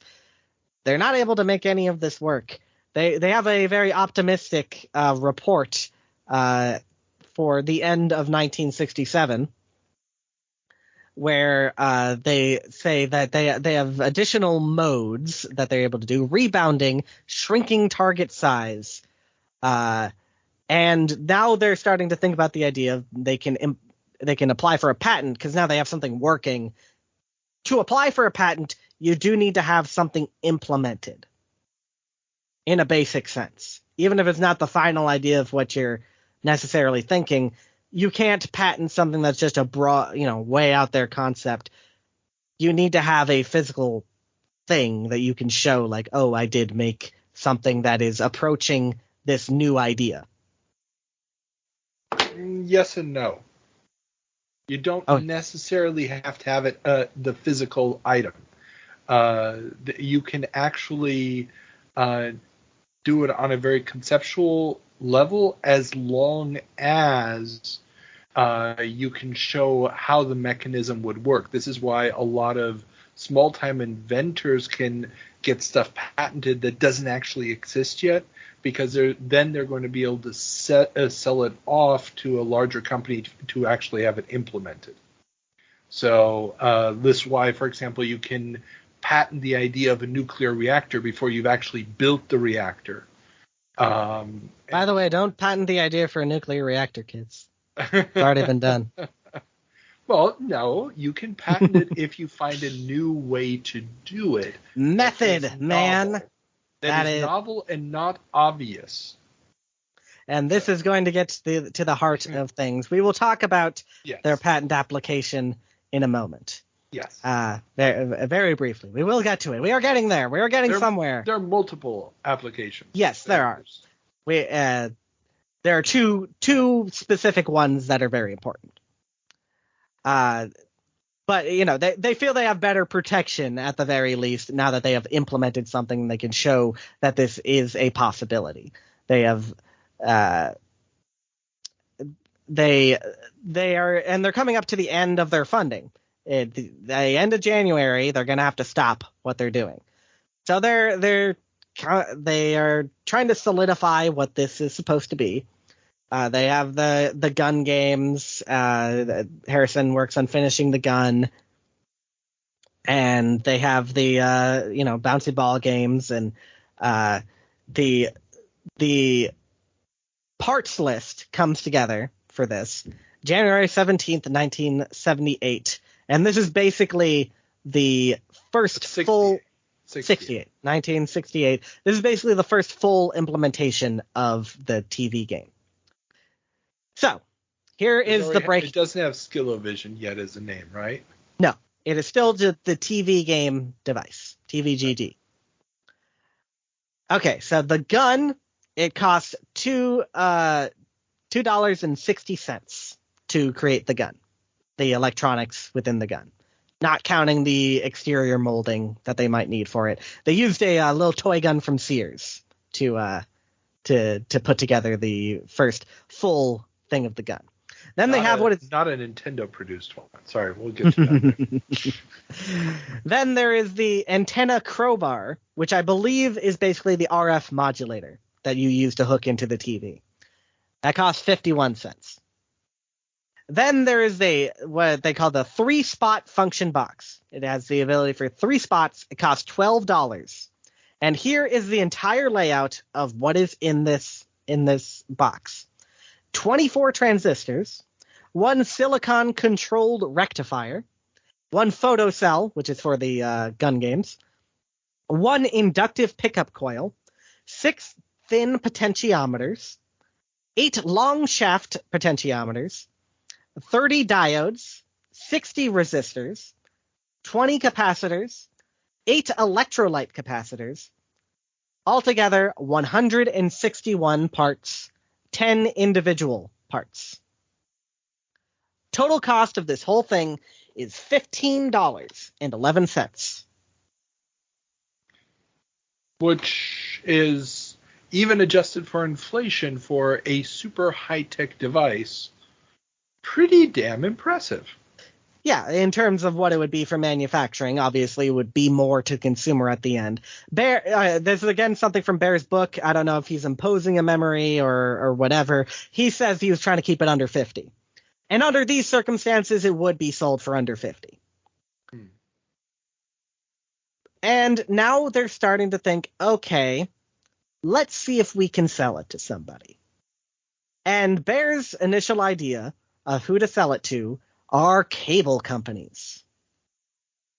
Not only because cable and television kind of fit together, not only because cable basically had no purpose in the 1960s. There were no special channels on cable. Basically, cable, they created the technology for cable first, and then they were like, okay, what do we do with it now? So it was a more expensive way to hook up to TV. That's what it was in the 60s. There was no HBO. It did not exist yet. There were no specialized... But in a world where rabbit ears were common, it avoided the problem of bad weather interrupting your signal. Yes, it was a more reliable way to hook into TV. Yes, in theory. Not necessarily in practice, but in theory. And Baer is not just working on the TV game device. He also is exploring cable. He also has this idea of interactive things on cable. And it extends way beyond games. But when he eventually patents this, which is after the TV game device patent goes through, he has the idea of stuff like selection for like a quiz game on a cable device. He has this idea of interactive television. That's his real contribution to all of this. He is one of the few guys who recognized that the television can be an interactive device. That's his conceptual breakthrough. He didn't necessarily understand how that would manifest. But the idea, let's try and do something for cable television companies. And he approaches Teleprompter Corporation, which we know for the teleprompter, but was a cable TV company back in the day. And what did he want to do exactly? How was cable going to add to this hardware device that had to be in the home? It wasn't necessarily that, but he does come up with an idea. He wants the cable company to sell the TV game device. He wants that's basically the only way he can see a commercial application for this. It's like cable companies are already coming up with something that kind of extends the range of TV. Maybe they would be interested in selling this, which extends the range of TV.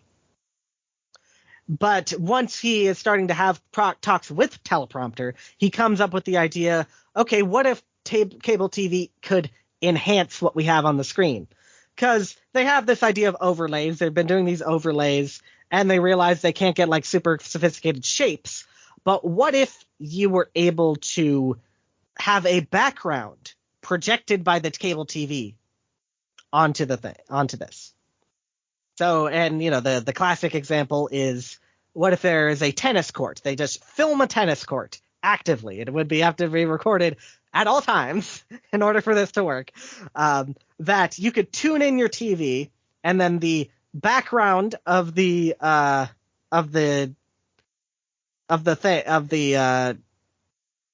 tennis court would be the background for your game. And so rather than having just the line and the two dots and you batting the ball back and forth, you would be able to have a real image behind it, and it would kind of enhance what you were doing. Now, I'm not sure exactly how this would work because he was overriding a channel to make this work. And my understanding, again, I'm a complete layperson on this, was basically he's just interrupting the signal that's coming through the TV at just the right time to basically create these numbers by interrupting the scan lines. By turning the scan line off or turning it to straight white. And basically for the period of time where that part of the signal would be, he's just interrupting it, turning it into white so that you get a 7 or a 2 or whatever on the screen. So it's my understanding that that's exactly how it would have worked with the TV signal. You're getting this live stream of a loop or single image of the court. And I think he even had a prototype up and running of a football game with a football field. And all the device is doing is interrupting that signal at the right moment to get the block on there, for example. Now, he has a video where he displays this capability, but what he is doing is he's doing it in a closed circuit fashion. It's not a broadcast. But still, closed circuit is still the same thing as broadcast. It's a steady stream of data that's drawing scan line by scan line. So if you know where the scan line is, and let's say you want to be in the middle, you know how many milliseconds it takes to get to the middle of the scan line. That's when you just interrupt the signal at that moment. So it's just interrupting the signal at the right time to start building a pattern. The way that the other things are implemented, it doesn't make full sense on this. Again, we're both not technical people. Yeah. I get what you're saying, but the way that they made it, in the final patent, which we will be getting to in just a second, I promise.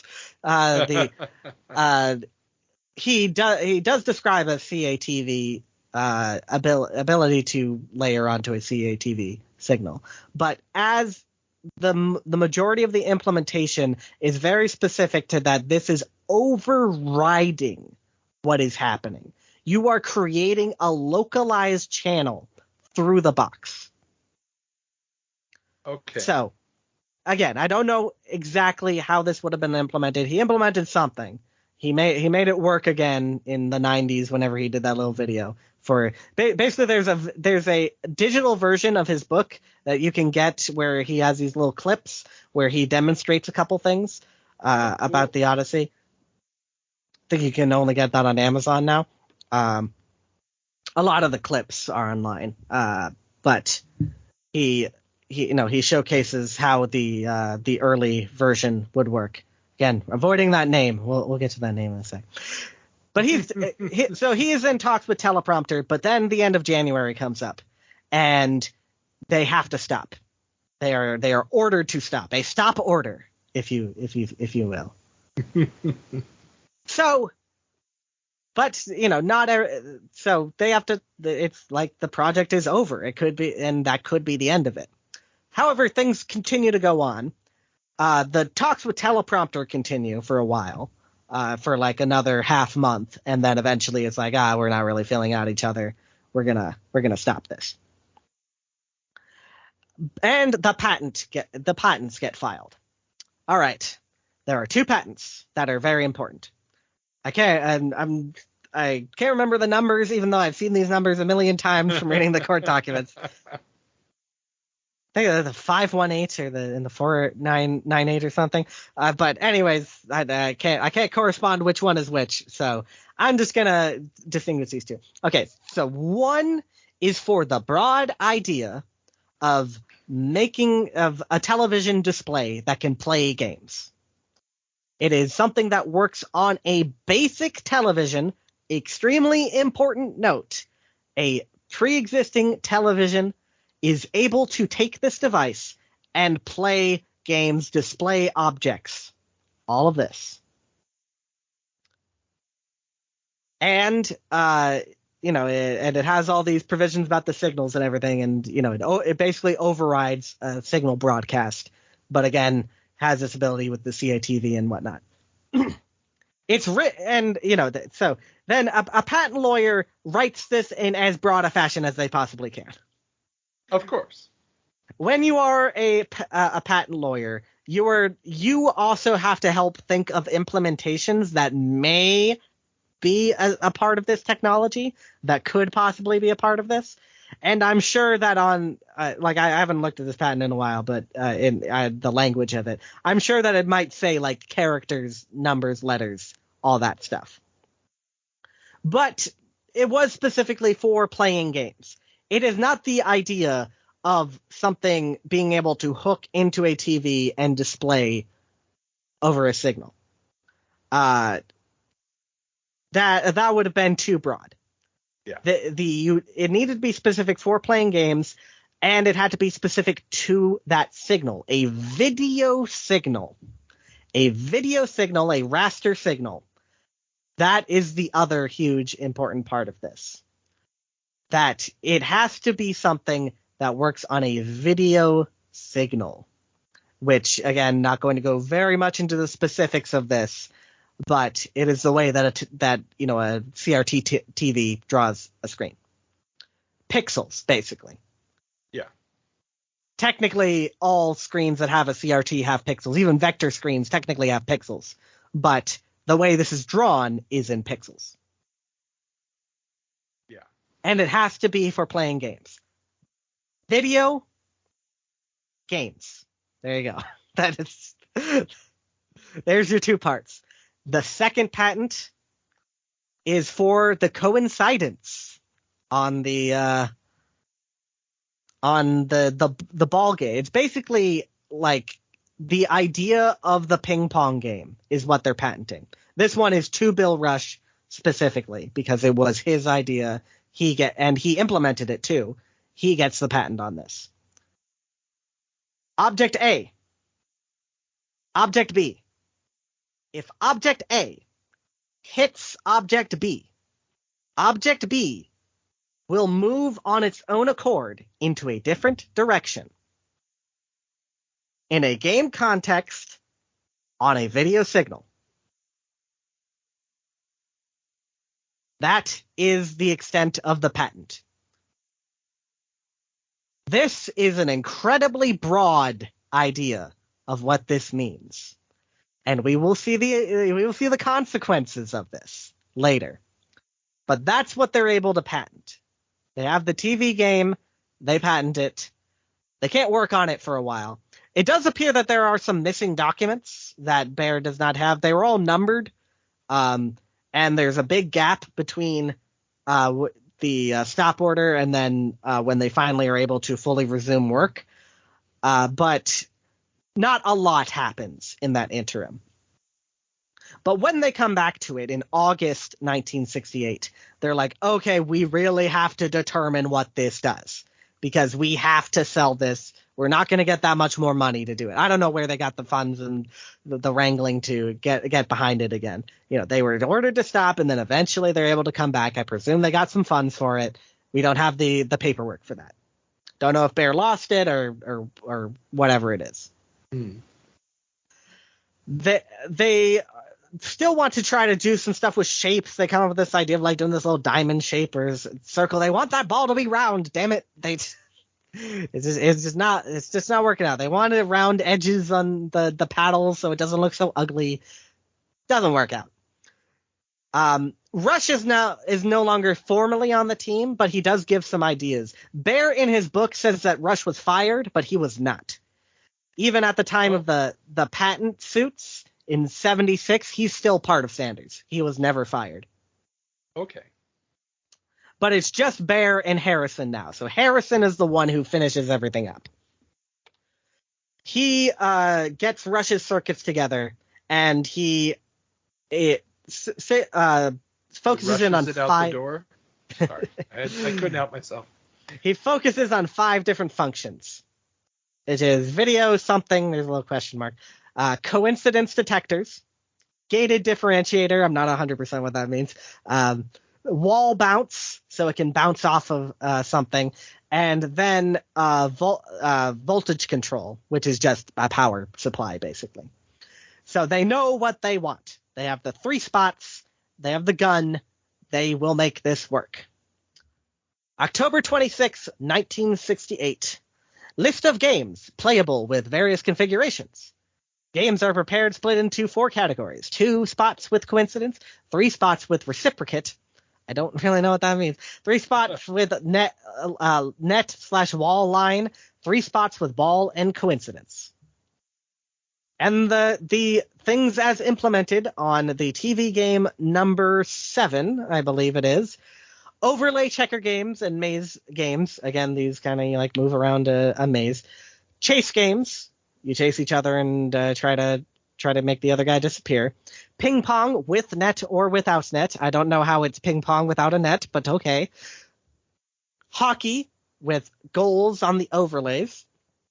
Handball is either single or doubles.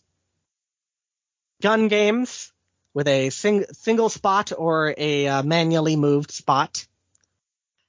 The golf putting game. They really want that golf game. And it still has color. This is the brown box. This is what you put your fingerprints on. Yes. Sorry, still one of my proudest moments in my life, and I'm counting the birth of my child in that list. And of course, the reason it is called the brown box is because they put wood veneer on the outside because it was the 60s. I know that it's mainly the look of the 70s, but they had this wood grain paper and they put it on the outside. So it looks like it's wood, but it's all metal underneath, baby. It's the pedal to the metal. So that's the basic version of the brown box that he later made copies of.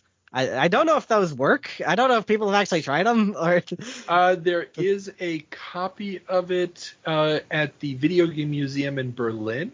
Okay. That he made. And it's my understanding it is a functional copy, but they don't have it obviously up and running. They just have it behind glass. I hope to see those work one day because presumably it's supposed to have color and it's supposed to have these games that were never released. So Marty Goldberg has one, and the Smithsonian and the Strong have one. Well, the Smithsonian has the original, so I guess I don't have a replica. Yeah. He made like 10 or 12 of them, but he based on the schematics that he had and everything, he remade these versions of stuff. Want to see one run very badly, because I would like to see if I'm right, if this is the one. And then there's another one they do in January. They have some other games. They have the pumping game is back.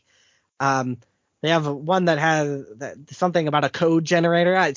There's so much lost that people didn't bother to look at these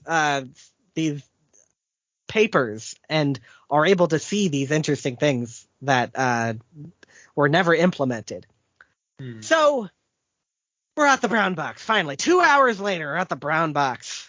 The thing that most people know about. 3 dots, a line. 1 dot is able to be controlled by a computer. Video signal. Okay. We have something. Finally, we're able to get a move on with this. All right, who are we going to sell it to? Because Sanders isn't a consumer company. They can't sell it. It would be weird to see Sanders Associates have something on the shelves. You'd think it'd blow up on you, probably. Like they did they helped with the Minuteman missile and all this kind of stuff. Yeah, but most people would simply think it's an offshoot of KFC. Colonel Sanders? Yeah, no, okay, keep moving. Oh, Carl. So their first try is with television companies, people who have made televisions. They sell televisions. They're now starting to sell antennas for televisions, because this is the only way that they were able to hook something into the television.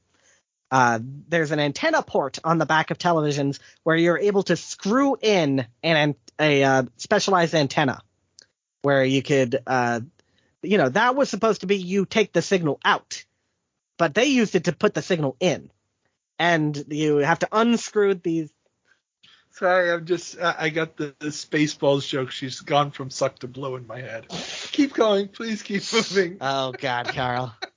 So you unscrew these things on the back, and then you put these little things, as AVGN very, aptly puts, the devil's pitchforks, screw into the back of the TV, and then a signal is able to go in through that. There is no such thing as a plug on a TV.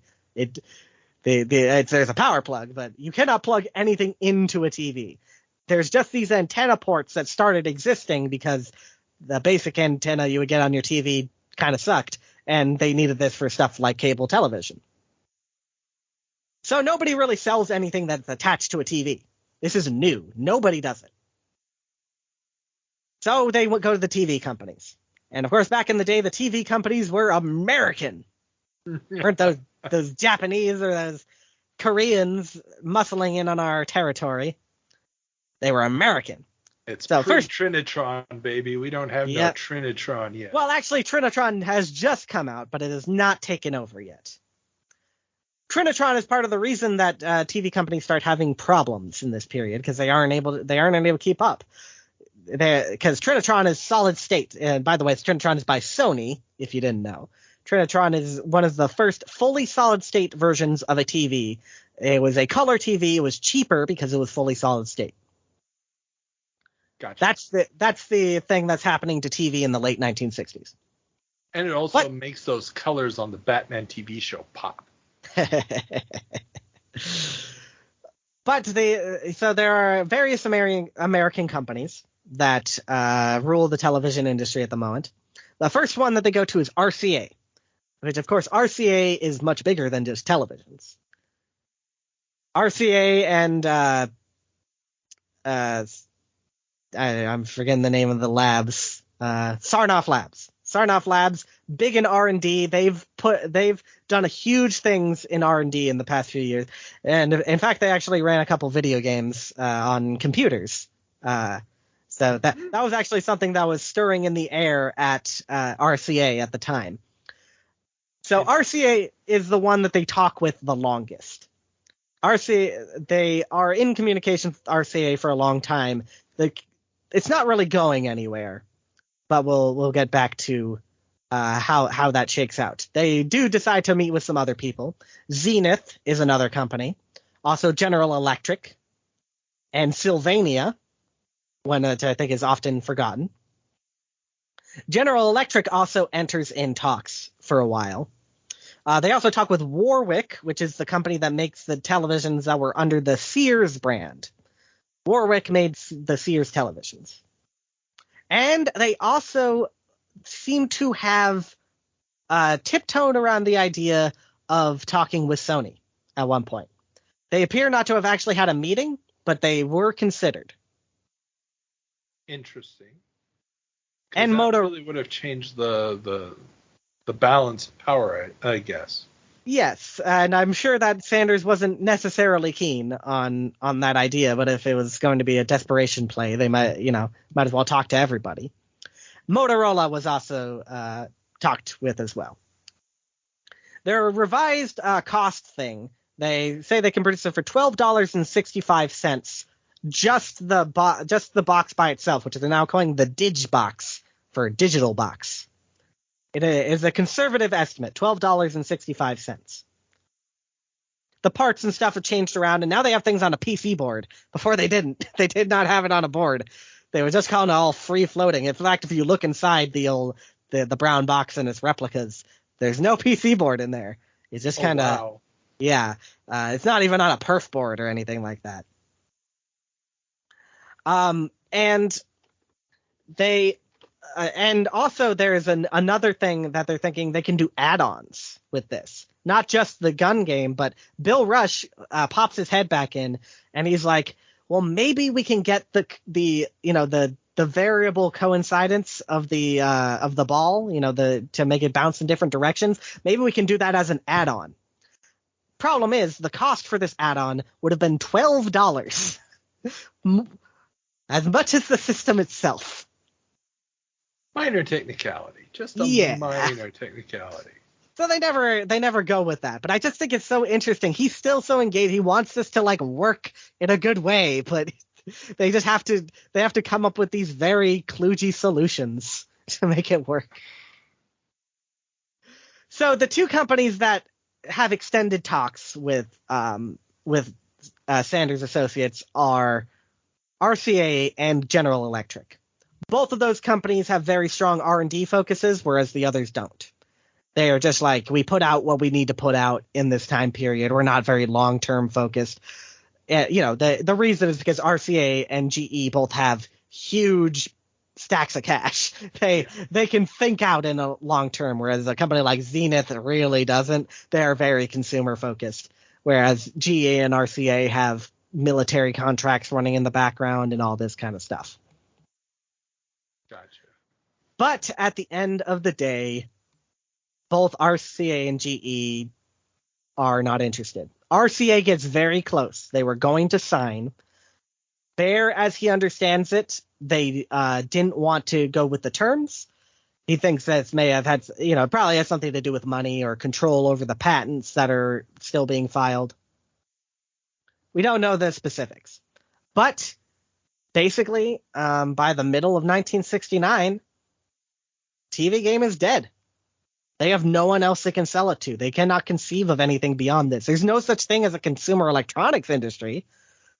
There's just starting to be this idea of you can sell calculators to people, but to sell something that can hook into their TV, what? What would that even be? There is starting to be this idea very, very quietly in the background of home video. Home video is starting to become something, but it takes a while for that even to be picked up by the television manufacturers. So, for over a year, TV Game device, brown box, dead. Nothing happens. Then there's a savior. He is a man that is unfortunately forgotten by the mists of time. Well, Baer. The only reason we know is because Baer talks about him. But there was a guy at RCA who left RCA and took a job with Magnavox in Fort Wayne, Indiana. Now, I think Baer says in his book they tried Magnavox, but the court documents do not support that. They did not talk to Magnavox. And I don't know why they wouldn't have talked to Magnavox. They thought they were going to talk with Sony, so like, why not Magnavox? I don't know. I don't know the specifics of this. They do not seem to have considered Magnavox for a meeting, ever. But now that Bill Enders is at Magnavox, he was the one person in RCA who saw this demonstration of the brown box and was like, let's do it. So he convinces Magnavox, let's go look at it. They fly out to New Hampshire, where Sanders Associates is. They look at it.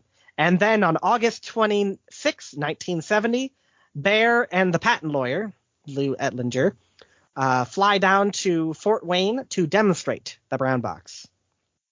And this finally catches the attention of the people in the room. They finally get some interest. And negotiations begin. Negotiations are long and extended, and Baer knows nothing about them, so don't take his word on anything in regards to this. They take a long time, though. There appears to be some wrangling on like who's going to control the technology, who has the ability to license it, and all this sort of stuff. You know, Sanders is going to own the patent, but what kind of responsibility will Magnavox have in enforcing that? Which, of course, is going to be very important. But, you know, basically once Magnavox takes control of this, they get to control the project. Which is fine enough, because Sanders has no idea how to make a consumer device. So on March 11th, 1971, the terms are finalized for the brown box technology to be sold over to Magnavox. Over 3 years after the initial conception, and about that long after they had something working, the brown box finally might become something. So later that month, Baer visits Fort Wayne, and he meets with all of the Magnavox people, who are going to be in charge of, getting his baby, quote unquote, over the finish line and out the door. They all meet together. He gets them up to speed on all the things that they tried. You know, they have a finalized design, quote unquote, finalized design, but he tells them about some of the other stuff that they did. Then they split off into two groups. Bill Harrison goes with one group and Baer goes with another group. Baer is kind of the high level thing, and Harrison is down in the specifics on the technical stuff because Baer doesn't know what he's doing. Baer notes in his notes for this meeting that it was taped. I'd love to hear that. It's a 4-hour discussion, and he taped it. I would love to hear what they had to say in that room. That would have been cool. But something that he notes is that in the TV business, you normally introduce something in April or May. And so they don't think that they can have something ready for 1972. Not 1971, 1972. They think it's going to take over a year to get all this together, which is interesting in retrospect. And people are generally positive about everything, except the one guy who's like very important, the guy who kind of oversees everything, named Bob Saunders. It's like, cannot read his real position yet. So there are people who are skeptical about Magnavox going forward with this idea, is the main point. And they also recognize they need someone who is going to be creative. And I think it's interesting, Baer writes in this, they need a software man. The idea of software. Software it was not just applied to computers at this time. In fact, people who made stuff on video often called themselves software people. I don't know where exactly software originates as a term, but I just thought it was interesting that they put that in there, and they realize we're going to need people who can come up with the games because we're a bunch of nerds. We don't know what people want.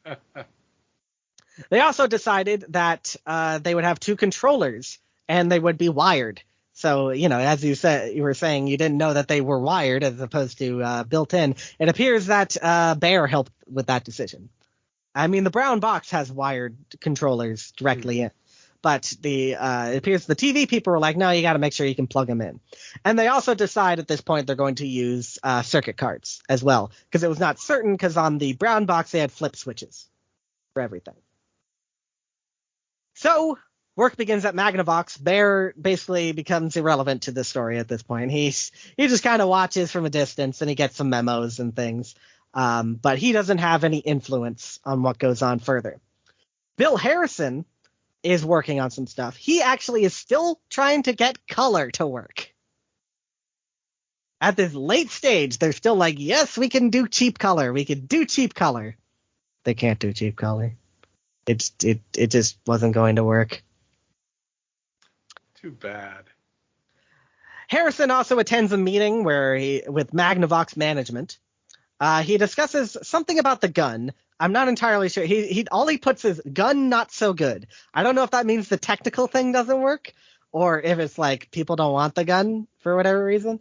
This was before the toy manufacturers had to pull back on making realistic guns or whatnot. So I don't think that was the concern. Yeah, no way that was a problem back then. Or maybe they just didn't think the gun games were interesting. Whatever it was. All he notes specifically is that there's no name has been come up with for it yet. The marketing people have not really gotten involved. But in the interim, the marketing people do get involved, and they decide it needs to be tested on the market. Because they're marketing people. They cannot conceive of putting something on the market unless it has been market tested. So the guy who is in charge of this from the Magnavox side is a guy named Bob Wiles. And there's a new name for the system. It is Skillovision. No. It's a bad idea. It's a very bad idea. Oh, come on. Vision at the end of the name of a company or a product is going to work out great for companies like Activision and ColecoVision. So why not Skillovision? It's the time of the 70s where everything had to be a weird portmanteau. Yes. And they were... So the way that Magnavox works... Magnavox mainly sells televisions, I think also radios, and now they're selling like furniture and stuff. There is this thing in the 60s where they set up these dealers. You couldn't go to a Sears store and buy a Magnavox television. You went to a Magnavox dealer to buy televisions and associated products. The dealers worked for they had a deal with Magnavox. They were exclusively supplied. It was a monopoly in the sense that they were a specific owned store. And during this period, there is a monopoly investigation on the television manufacturers, which eventually get them to abandon this strategy. And this is basically why electronic stores come into being, because they can no longer just do it through their exclusive dealers. There's things about price fixing and whatnot associated with this stuff. So they're individual Magnavox dealers. In San Diego, they had a specific dealer who was receptive to the idea of a test. And so they would send out 3 people to do the test in July of 1971. And they would see how many people they could get in and provide a questionnaire. So they have something that they can demonstrate. It's not entirely clear, all of this stuff, but I will tell you what the games are. Ping Pong, Checkerboard 1, again, not a checkers game. It's like one of these chase game things. States and Capitals, which again was an old idea that Rush had, but they're using the overlay. They don't have the ability to make all the things. Baseball, which I think is a guessing game. Rifle range questions, which is using the gun for the quiz thing rather than for shooting stuff. And they are very specific about this, which I think is funny because it's one of the earliest controversies in early home video games. Under no circumstances will the electronic games impair your television reception. They had to be specific about this because nothing plugged into your television. Yeah, makes perfect sense. I mean, will this blow up my system? So this is where they have broad idea of stuff outside of the game to be used on the thing, to be used for the games. Some stuff outside of the television, but they don't have boards. As far as I can tell, they have no boards. They just have cards. So you're able to control the stuff on the screen. You have the gun, you have the controller that also has a reset button now, and you have cards. So for stuff like the States and Capitals game, as came out with the final version, you pick up a card and you say Arkansas, and then everybody has to go to Arkansas, which is a fate worse than death, I must say. And so for the people that come to this test market for this one in California, and then later they do one in Grand Rapids, Michigan, they give the people who come by a questionnaire. They get 82 respondents for this questionnaire. Very low for a market test, but they make do with it. And they gauge certain things about it. First off is how interested are you in it? 89% of people say they are very much interested in it. Then, what are the things you like and dislike? The top likes are it's competitive, it's unique, and it's educational. The next one is whether you want a game card or if you want a dial to be able to select between games. Then, who are the demographics of the people who are doing this? And it's mainly adults, because those are the people who would be in Magnavox dealer in the first place. They did, they would bring along their kids to look at the TVs, but, it was mainly adults they were testing. What other kinds of toys do these households have? Do you own a color TV set? Which I think indicates that they were like, maybe we can still do color, guys. I just find that one so funny because they were trying so hard. They wanted the round ball and they wanted the color. Well, at this point in time, 1971, color TVs were still relatively expensive, so it may also just be an indirect way of looking at household income. They do a thing about income on this sheet as well. 79% of people said they owned a color TV set, but that's out of 82 people, so it's not really that good of a sample size. On the name, 65% of people like Skillovision. 65% of people are wrong. Then they asked a question, which is interesting. Would you buy this product if it were offered at a sale at $75? If no, what price do you think the product should sell for? 80% of people said yes, that they would buy it at $75. This will be important later. And they asked some more general demographic questions like education, married, single, and income. And it is only after these test markets that Magnavox really makes the decision, okay, we are going to do this. It was very flip-floppy for a long time. They were not entirely certain that they were going to do it. But now they are like, okay, we have a demonstration of how this works, and we see that people are receptive to it. 82 people are receptive. Or like 70-something people are receptive to it. We will make this happen. I mean, the reason they did it in these two test markets, San Diego, more modern city. Then in Grand Rapids, it was less of a technologically savvy place, and they wanted to see how a place that wasn't particularly big on electronics would respond to it. And it was a positive response. Unfortunately, I've never been able to find any like newspaper articles about this or anything. I've tried a lot of search terms, and I've never been able to find anything about these. I don't know, like if a reporter stumbled on the first test of the Magnavox Odyssey, that would be a huge thing. But no idea if it ever happened. Yeah. So, do we have an exact date for when it happened? For the San Diego test, yes, we do. Oh, okay. It was only 4 days that they did it. So they'd have to be lucky, but it is something interesting and unique. So, it could have got around. So now that they've decided that they're going to do it, they bring in a new product guy to manage it, a guy named Robert Frisch.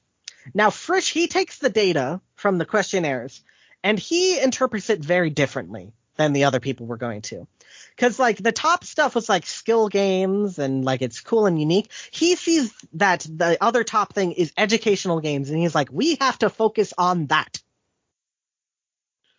I don't know why he looked at the third most popular thing and was like, yes, that is the most important part of this. He has this idea. We got to market to families. It can't just be a thing that is interesting and novel for its own sake. So Robert Frisch is the guy who pushes for this idea of what eventually becomes the final product.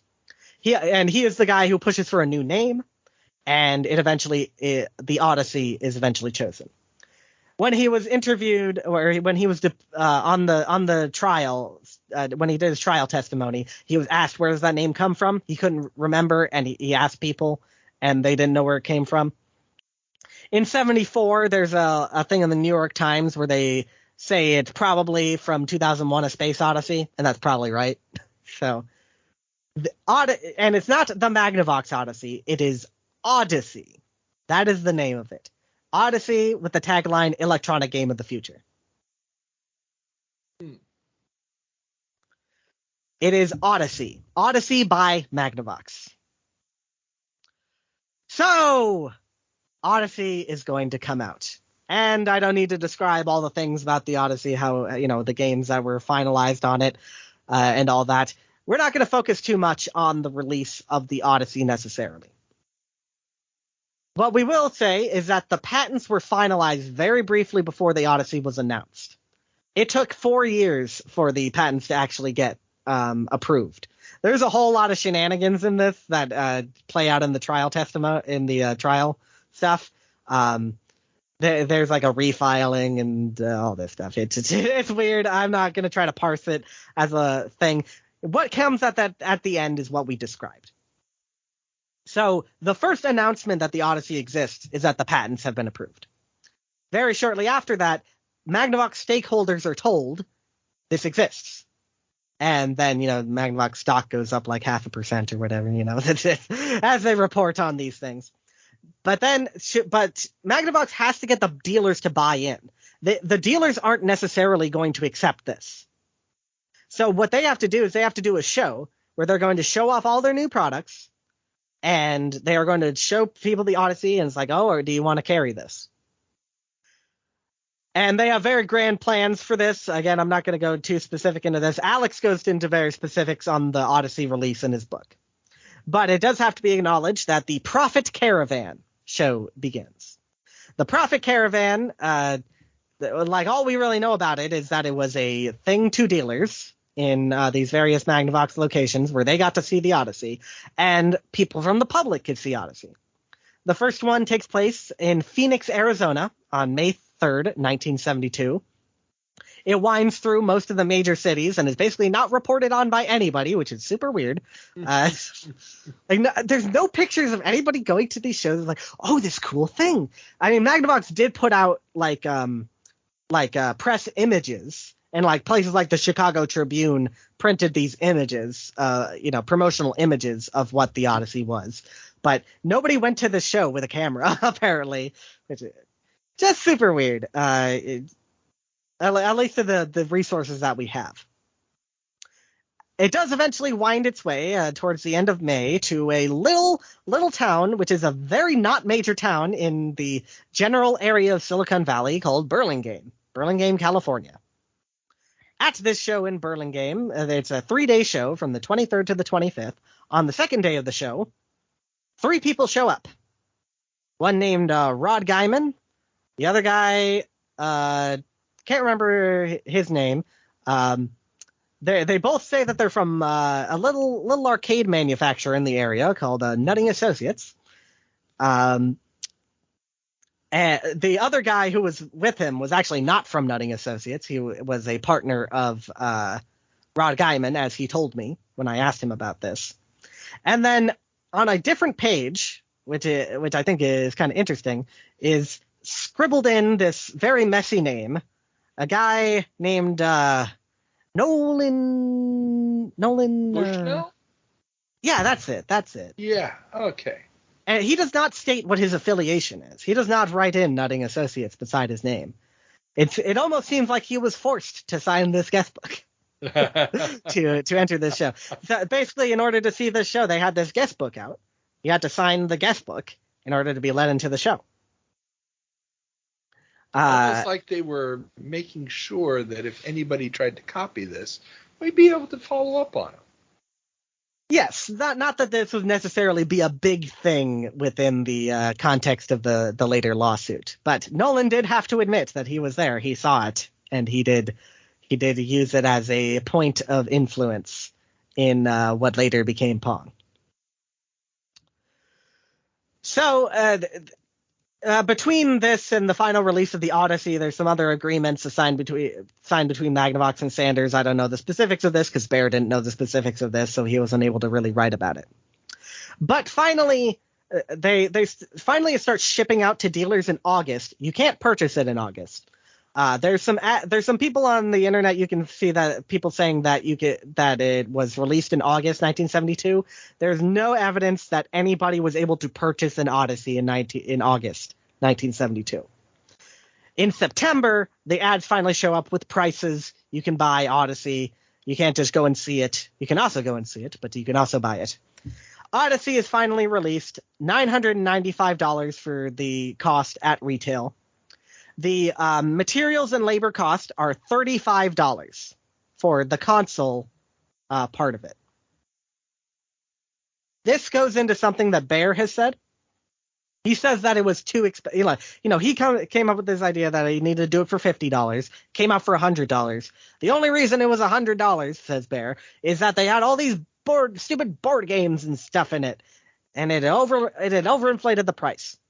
But the board games and stuff only cost about $5 altogether. All that additional supplementary material, which I'm sure includes the manual, which they needed, and stuff like that, only cost about $5. It was $35 in materials cost. And I don't know this. I think the reason that it was way more expensive than they thought it would be is because the components that they were using were already starting to go out of fashion because integrated circuits were taking over. I think it was more expensive to get individual transistors and stuff because people were already going to integrated circuits. Again, I don't know that, but I do know that the materials cost for the Odyssey goes up. They're not changing anything inside of it, so I have to assume that that's because the materials are getting scarce because nobody's using them anymore. And maybe it was a different material, and maybe it was something very specialized that they used. But regardless of the fact, it was expensive to create, it was expensive to produce. And it releases to, it's bought in a good quantity, but it's not quite to the degree that they want. Magnavox considers canning the Odyssey. However, something that they did that was very savvy from a marketing standpoint is within the Odyssey, they put a survey card. And if you turned in the survey card, you got a free game.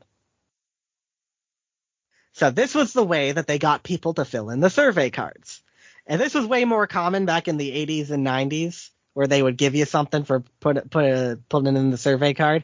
Whereas nowadays, it's like the prerequisite to sign up for the thing that you want to get to. They have ways in order to get the demographics and whatnot. And now they just feed the algorithm, and then they're able to know a lot about you. But through these survey cards, they find that people are pretty overwhelmingly positive. For those who bought the system, they are very positive. And what I think is super interesting is there's some reports from institutions who are using the Odyssey as a demonstration for stuff. Like the Los Angeles Air Traffic Control Center is using units as part of a training program. Wow. The Veterans Administration of New York is using a modification for quadriplegics to test a controller that people would be able to use from behind their head. So that's like the first handicap accessible gaming right there. I don't think you could possibly find something earlier than that. No, definitely not. There's an optometrist that has modified the Odyssey for hand-eye and binocular skills. Yes, hand-eye coordination.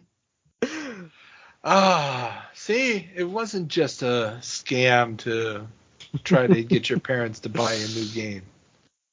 High schools are using the Odyssey for some kind of training programs. And an institution called Head Start in Maryland is studying the Odyssey. we've never heard anything about these aside from this paper, but I think that's super interesting. To go quickly through this other stuff, because we're mainly focusing on the technology of the Odyssey. The Odyssey doesn't do great, but the Magnavox does continue to produce it. They reformulate, they come up with some new games. It does okay by the end. But it mainly sets up the framework for Magnavox and Sanders to be able to have a control over the technology of video games.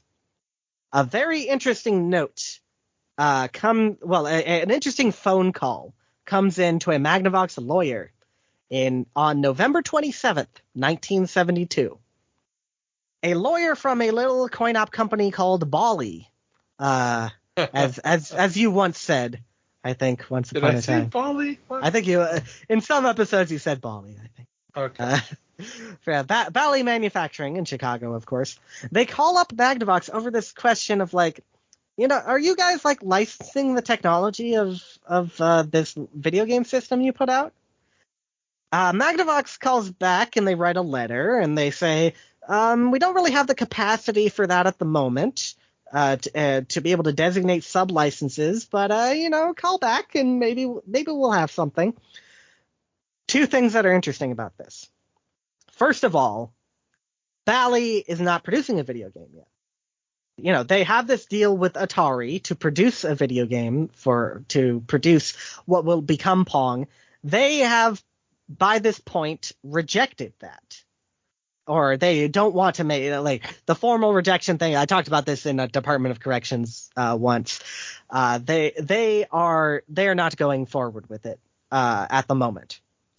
But it appears that they are thinking that maybe there's going to be some trouble if we continue to go down this route with Nolan. The other interesting thing is that the date of it, November 27th, 1972, if you go onto the internet and you look up what is the day that Pong was released, you'll get two answers. You'll get November 27th or November 29th, 1972. I tracked where these come from. It's not reliable, but it is interesting. It's the supposed date when Pong was released is the date that Bally appears to know that Pong is released, and they are calling Magnavox to check to see if they can resolve a potential situation that might be coming in the future.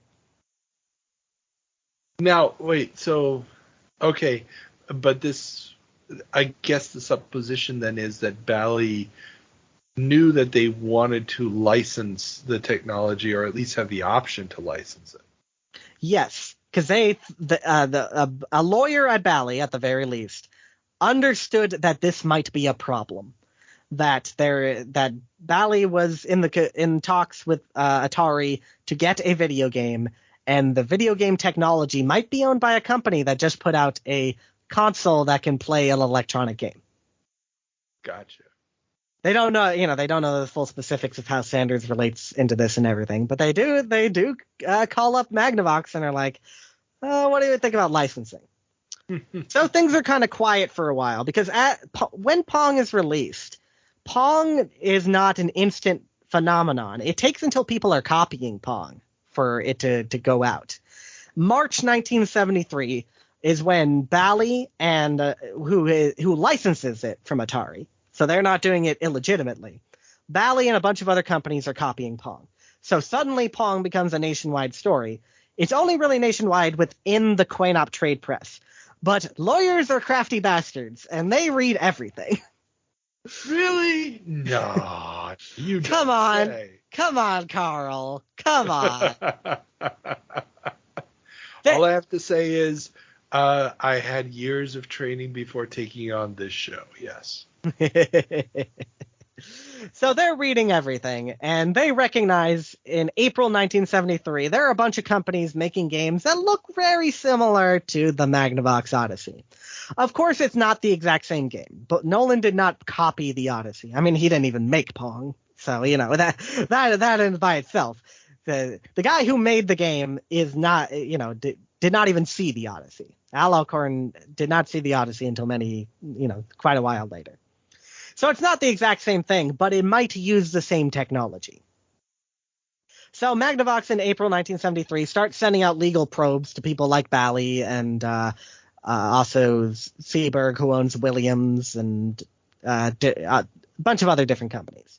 Ramtech, I think, too. I don't know if they do Allied Leisure yet, but they're getting on these companies' cases. And they start coming up with the idea, okay, maybe we can come up with a license term for this. The terms of the license that they set out are 7% on net sales with a $5,000 advance, no less than $1,000 a year. Not that bad on a large corporate scale. No. I mean, 7% on net is kind of high, but like it's not too ridiculous. Bally keeps stalling. Like the things that are the court documents that are preserved. Bally keeps just like not replying for a while, and then they say, "Okay, we're looking into this." You know the lawyer ways, Carl. You know how this works. I never did anything like that as a lawyer. I was always upfront and honest. And punctual. Of course. I would never ever let the court wait or the other attorneys wait. My goodness. I was a criminal defense lawyer, so yeah, no, we were actually honest and nice with one another. It's the civil lawyers; those are bastards. Good times. Yeah. So they keep delaying, and Magnavox, they lower the terms. They say, okay, maybe 6% on net, $500 minimum per year. Very reasonable. I mean, like in a couple, like 6% on net, you're selling these arcade machines for like $1,000 each. So that's like $60 you only need to sell 10 of these to get the minimum for the year. But Bally eventually says, we've looked at your patents, and we say we are not violating them. Good day, sir. That's ballsy.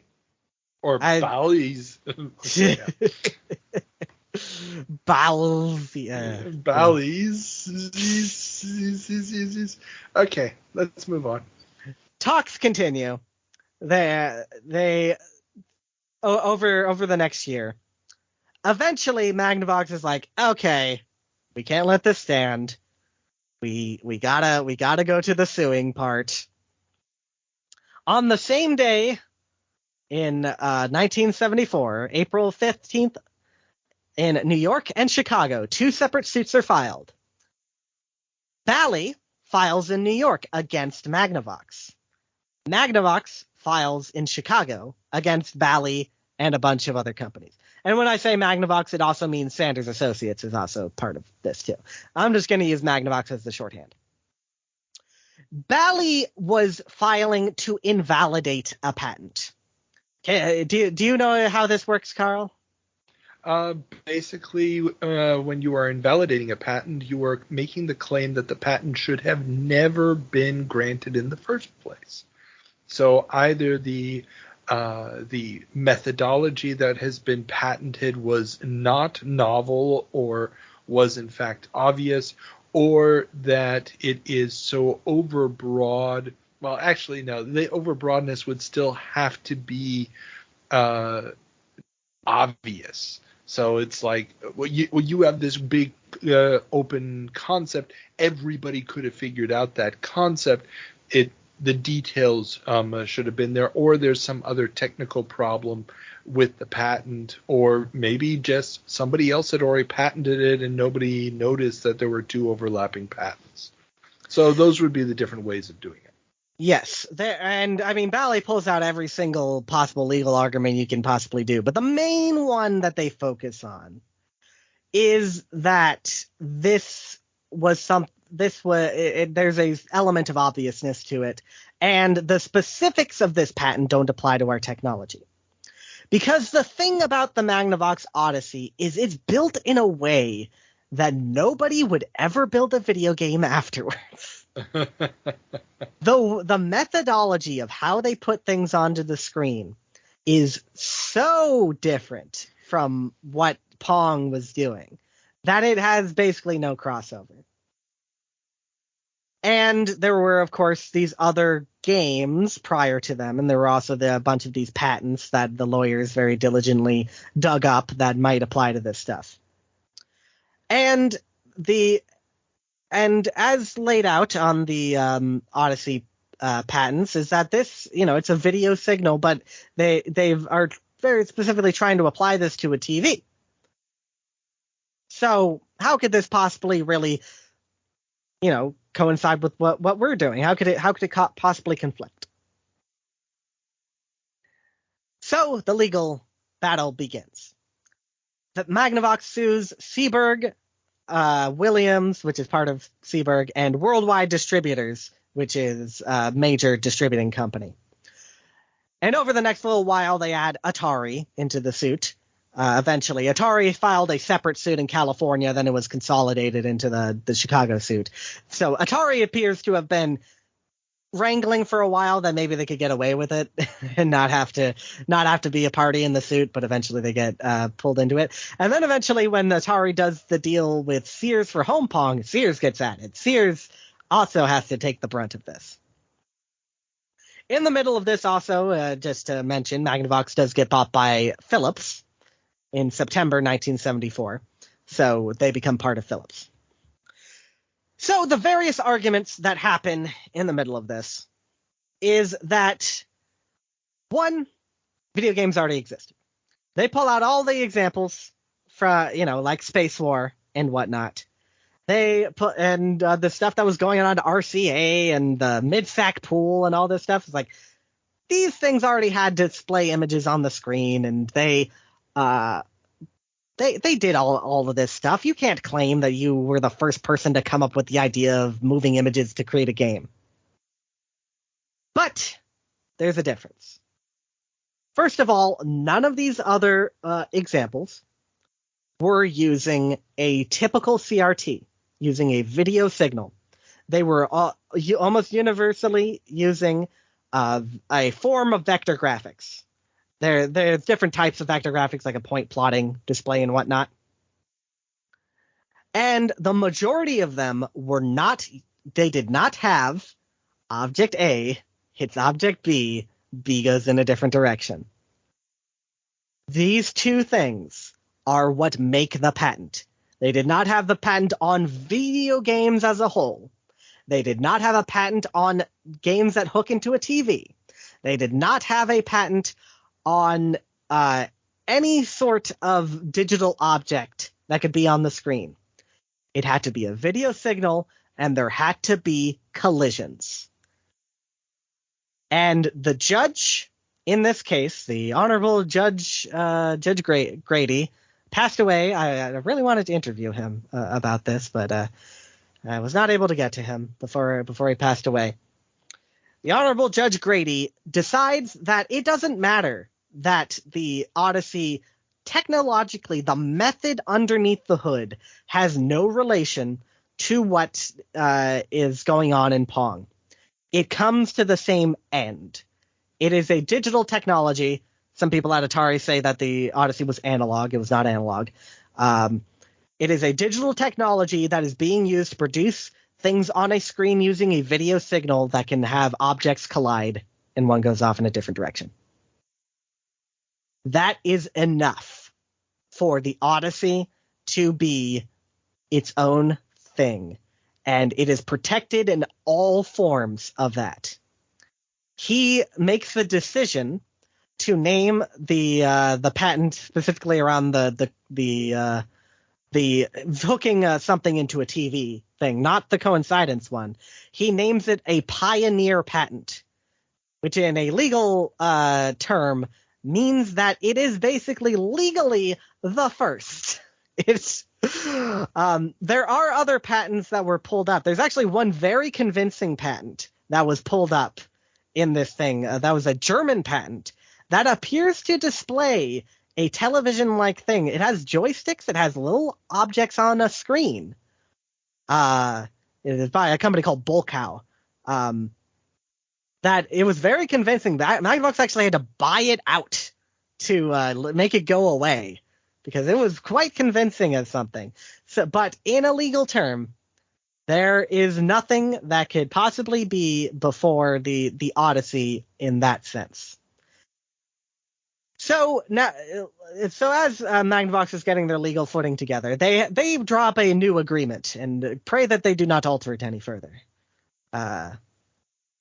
They say that they want a $10,000 advance, 5% for the first 250,000 units of something, 4% for the second 250,000 units, and 3% in excess of 500,000 units. So a little bit better on the sales thing. This definitely was more targeted towards the idea of a home product, because in the arcade, you do not sell 250,000 of something. Doesn't happen. So that's the new deal that they're making out with people. Then in June 1976, Atari, Bally, and Sears settle with Magnavox. They do not want to be involved with this anymore. They want to get the heck out before a judgment comes on down to them. The Atari licensing agreement we do have. It was a special licensing agreement. And so their terms were different. They had to pay $1.5 million in installments. Nolan Bushnell says that it was half that, and that was all they had to pay. And then they had to pay 4% of net sales for the first 20,000 units and 3% thereafter. So they got a much better deal than was the typical rote deal. But they also had an agreement to read the legalese. Atari hereby grants rights to Magnavox and Sanders, subject to the reservations which they outline, a fully paid non-exclusive license to make, have made, use, sell, and lease licensed products under Atari patents without the right to sublicense. Atari further grants Magnavox and Sanders an option to grant non-exclusive sublicenses in foreign countries outside the United States under Atari patents, provided that a payment is made to Atari of 1% of the net selling price of the sublicensed products. So they get the right to sell Atari product. They get the right to use Atari patents to create products. Okay, and did they give a list of the patents that were involved? It says Atari patents. It may outline the things, but it appears to be within a year time frame. It's a little fuzzy on this. Basically, the typical telling of this is, this is Al Alcorn's memory, is that they had this agreement that expired right before the June CES 1977. And what he remembers is that they had to delay the VCS that they were working on at this time to come out in the next year, because if they put it out during this year, Magnavox got the right to sell the VCS. That would have been a problem. That's not what this says, though. It's not at all what this says. No. I mean, this has got to have some kind of addendum listing what patents are involved, because otherwise it's just way too overbroad to even be even pass any kind. Yeah, there's a full agreement. It's like 30 pages. So I don't specifically remember what the Atari patents are as outlined. You know, Atari patents is in big capital letters, so you know it stands for something earlier. So don't know the specifics, but it appears to be within this year time period. They do specify this year time period for a number of different things between June 1976 and June 1977.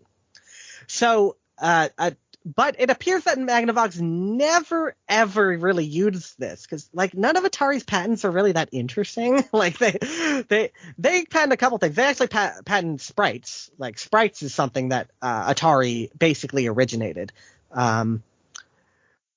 But Magnavox isn't really coming out with anything in that time period. Like the Odyssey 2 is vaguely being worked on, but it really doesn't come out. And another reason that Alcorn's memory is wrong, he says that they had to pull like a little subterfuge thing to make sure that Magnavox didn't know the VCS existed.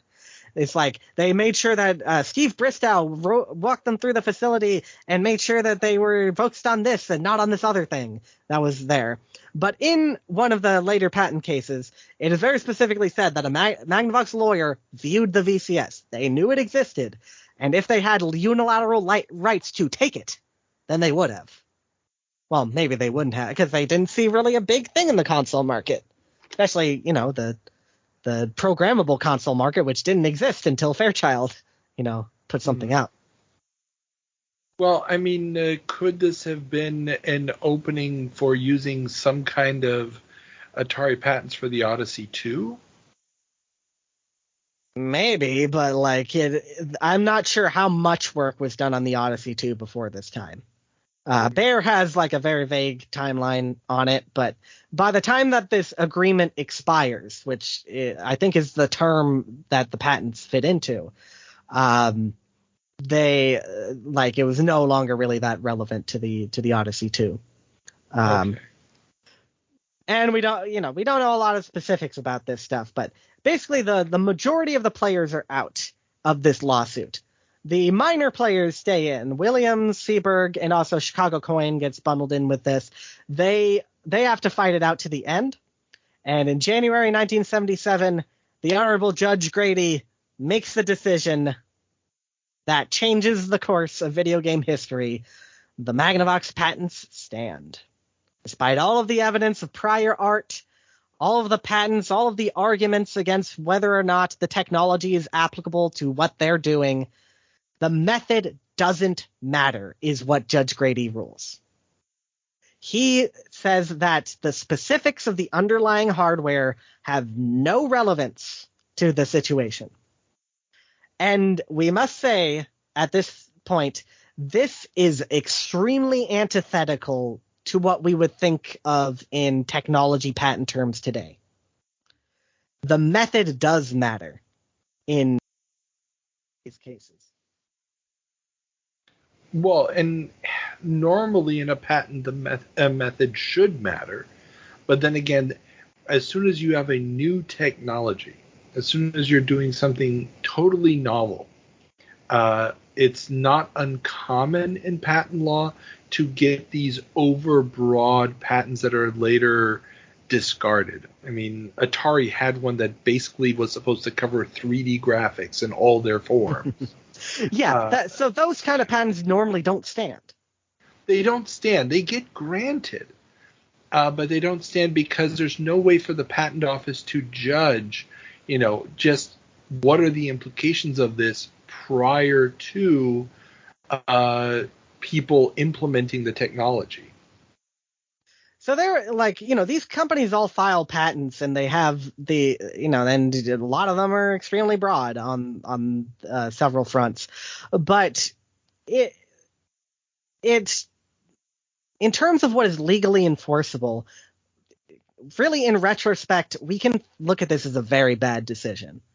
It set a very strong precedent in the video game market, and it's going to work out very well for Magnavox, but it is not what most legal scholars today would call a fair judgment, because it is taking away the underlying stuff. Normally, if you have in the olden days, when you had a patent for a lathe or something, something that can do a mechanical apparatus, the method really mattered. You basically, a lot of the early patents are improvements on X.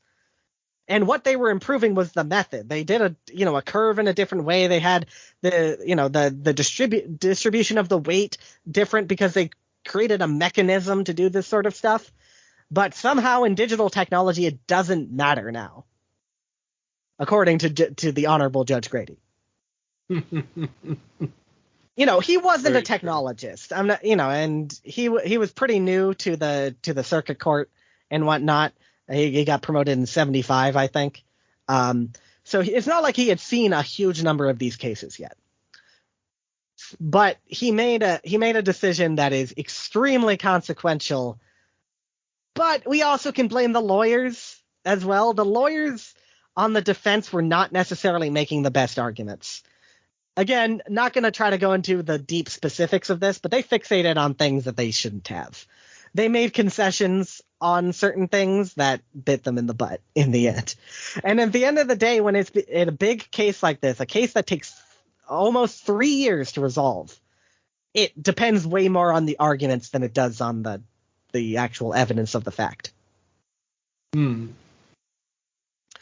now Magnavox has kind of carte blanche to go over and roll down people as they will. So they targeted the arcade companies, and next they go after the home companies like APF, Executive Games, URL. Then they get a couple, and they also Fairchild. They go after Fairchild very early on. And also they get a couple other arcade companies like Allied Leisure and Taito America. Taito America is especially weird because Taito America wasn't making anything at the time. So I don't know, like, really what they were in violation of.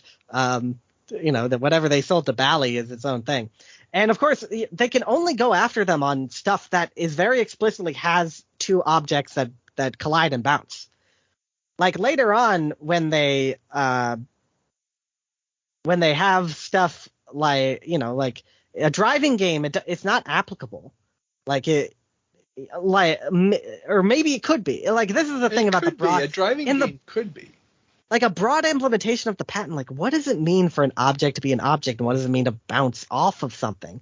Like if you imagine Space Invaders, a little laser beam goes up, it hits the Space Invaders, and like a little thing goes off of it. Is that an object colliding with another object? Is it the same object when they explode?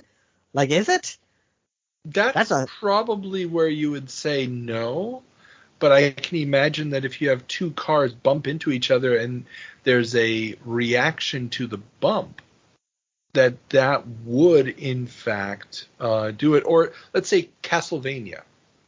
Every time you get hit by something and you bounce backwards, that would be a violation of the patent. Yeah, that's another thing that's extremely weird about the broadness of this. Now, it does appear that in the majority of cases, they are suing people who are making specifically sports games or ball and paddle games. That's what they think they can go after people for. But as decided, it's very, very broad. Yeah, but I mean, this is the same generation of judges that, for example, there's the original trial court decision in the Casey Munchkin case where it's like, well, same judge, I think. Obviously, it's not a copyright violation because when Casey Munchkin isn't being moved, he stops and looks at you with a smile, therefore has personality, whereas Pac-Man doesn't. That's almost literally a direct quote from the trial court's decision, which is brilliant legal understanding of what makes these things different. But I think here it really is just the idea that nobody, at least from a patent standpoint, had tried to formulate this idea that you're making things move on a screen and interact with one another that don't actually physically exist. Right. That you have to figure out some electronic way to calculate these motions. And that is really what I'm really, this is, me putting words in the judge's brain, almost as if I was declassifying documents. Sorry. Okay. A little topical humor for anybody who's listening to this in the post-apocalypse. And it just seems like that is what is being protected, is the fact that you had to build something to calculate what normally would be physics, because you couldn't get a patent like this for a pinball game because it's the physics, the gravity of the planet that's doing this. But here you're having to create that from scratch, and that is novel. Yes. But in the same sense, there were computer patents that probably could have been a guidance for this, but they didn't really think of it as a computer. I mean, even I think the defense got the argument that actually the Magnavox Odyssey is analog.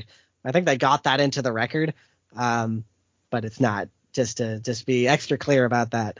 But it doesn't really matter in that sense. So yeah, like it was new, it was pioneering. But yeah, ignoring the method was a bad decision, and also a lot of the early video game cases, a lot of which did occur directly in Chicago. Judge Grady tried a lot of those cases. I forget if he did Casey Munchkin, but I keep seeing his name come up. Oh yeah. Well, I mean, there's patent cases are a pain in the ass, and a lot of judges do not want to touch these. Now, if you follow legal news, there was just recently in the United States a judge, I believe down in Texas, who had basically advertised that these were the cases he wanted, and people were moving their patent cases down there to be in front of this judge. Real piece of something. And basically he was trying to single-handedly rewrite all the jurisprudence in the United States around patents on his own. And was basically rubber stamping venue shopping that should have never been. But yeah, what I'm saying is lots of judges don't want to touch patents because they're hard. And when there is a judge who's willing to do this stuff, these big technically complex intellectual property cases, then a lot of judges will simply be like, yeah, sure, I'll transfer it over there. And so you get a big concentration of a lot of cases in front of a very few judges. I'm sure that fed into the fact that, all these cases were eventually consolidated in Chicago. Eventually, this stuff moved to California, but Chicago was a very hot center of video game cases, a lot of which I have uploaded on the Internet Archive. Hooray, public domain. So when they sue all these distributors and creators of home consoles, and there's no trial. Basically, everything gets piecemeal settled through one way or another. And there's a lot of different cases involved with that, but that's a minutia thing. So there is no judgment on whether or not they have jurisdiction over that. Bally gets sued again for their Bally Professional Arcade, their console, because they didn't think they had to pay for that while they were still paying for the arcade games. But it is finally settled that they have control over not just the hardware, but also what gets implemented in software when they sue Mattel. In 1980, they sue Mattel over the Intellivision. And it goes on until 1982. And they try and make the argument that because they're doing stuff in software, it doesn't relate to the thing on the patent. It's like it is entirely separate. We're doing something programmable. It can change. It's different, man. Yeah. No. So the trial it goes for 9 days. And then right before there's supposed to be a judgment by the jury, I believe, they settle right at the 11th hour. So now, basically, it makes the line that if you make consoles, you have to pay Magnavox for the privilege. But what if you make software? Isn't it already licensed via the console? When you make something on the Atari console, they're paying a thing to Magnavox. You should just be able to make a game, and the underlying functions are already settled for. Well, Magnavox sues Activision in 1982. They argue that it doesn't matter whether or not you are the people making the hardware or the people making the software. You are eligible to have to pay this licensing fee.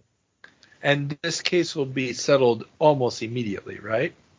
Oh, of course, yes. Jim Levy immediately bows down and gives Magnavox exactly what they wanted. They almost settled in 85. They were very close, but they just couldn't let it go. So they continue to fight this. And as covered on the show, It eventually becomes the thing, the straw that breaks the camel's back for Activision. It sends them into bankruptcy. It is what allows them to be bought by Bobby Kotick. So extremely consequential lawsuit. And, by the time that the final thing is settled, it doesn't really, the fact that console makers have to pay for this thing is kind of redundant. Like, Magnavox doesn't go after everybody. Like, they only go after the people they think they can get a good payday out of. We will go into a couple more specifics on how much they got. At some point, Bally gets sued again. Weirdly, 3 times. 3 times. How does that even happen? Guess they just stopped paying the licensing fee. But the other big one that they go after is Nintendo. When Nintendo launches in the United States, they see that their Nintendo. Since we skipped this, Nintendo has a history with Magnavox. Back in the day, they were actually the people who created the molds for the guns on the released Magnavox Odyssey. We discovered this through, looking through the toy. They basically repurposed the mold they had for one of their toys and used it for the guns on the Magnavox Odyssey. So was it one of the guns that they had already used with their little shooting things with what's the technology? Beam gun. Sensitive. Yeah, beam guns. It was So they had a light gun toy, and basically no one else made those. So Magnavox went to that. We don't know the specifics of how this partnership happened, but they literally just repurposed their gun and gave it to Magnavox. And then they licensed from Magnavox when they released in Japan their first Pong consoles. They are very specifically listed. So it's, for some reason, the people in Europe and the people in Japan decided we're going to license instead of just try and skirt it.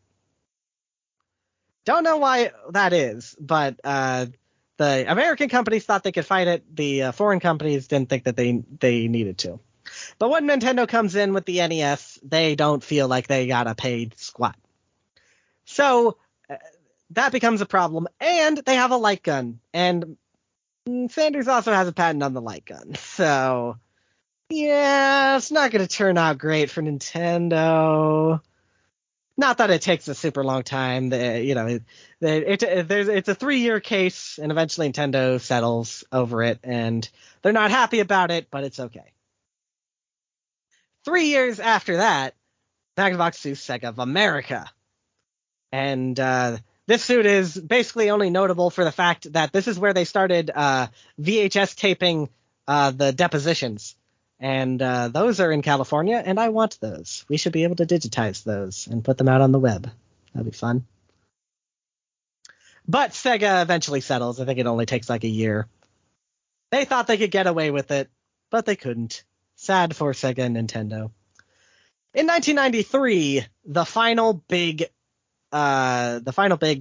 suit comes in. They sue a bunch of distributors. They sue Capcom, Data East, Konami, Leland, which was the old Cinematronics, SNK, Trade West, and Taito America again, because they didn't think they had to pay for the stuff on the NES and SNES. We don't know a lot about this specific thing, but we do know what Konami paid out for this. They paid $495,000, which represented a 3% royalty on games they released on the NES between a 2-year period. So Magnavox sued up until about the edge of when they could sue, because patents expire. And there's a whole lot of weird stuff with the refiling of the patent and all this stuff. Patents today go for 20 years. Back then they were like 15, 17. It's fluctuated. I don't know exactly when it started to go out. But the patent officially was granted in 72. It's up at the edge of where they're getting stuff. But they were getting a lot of money. For all these people they sued, there were a lot of people who came to them and just said, please just go away. Please take this percentage of net and whatnot. So in many ways, Magnavox stunted the growth of the gaming industry. They were able to hold it from going as far as where it necessarily could have. So now, I mean, that analysis. Do we know of any manufacturers who decided not to, who looked into developing systems and then decided not to because of the cost? I mean, there's a whole lot of costs that go into stuff like that. I don't know specifically of anybody who was like, no, the Magnavox stuff, we're not going to do that. But 6% off a net or whatever, or 3% as it got later with Konami, that's still a lot of money. It's like, oh yeah, you can't necessarily, you have to purport that as a business expense. It's like, okay, we're going to do this business, and now we have to factor in the fact that we have to pay 3% of everything we're getting in terms of the retail sales back to this company who, by the time, they were absorbed into North American Philips, and then later they, then Philips did CDI, and then they basically a competitor in a sense to a lot of these companies. It's like, we're going to give all this money to a competitor for this. So, and that they could, a lot of those companies could have used that money, especially around the mid 90s period when there was a almost crash. And they could, especially like Capcom and Data East, who got really hard hit by that. They could have used that money. But Magnavox, because of this stuff that was officiated back in 1966, they were able to have a very firm control on the video game industry technology.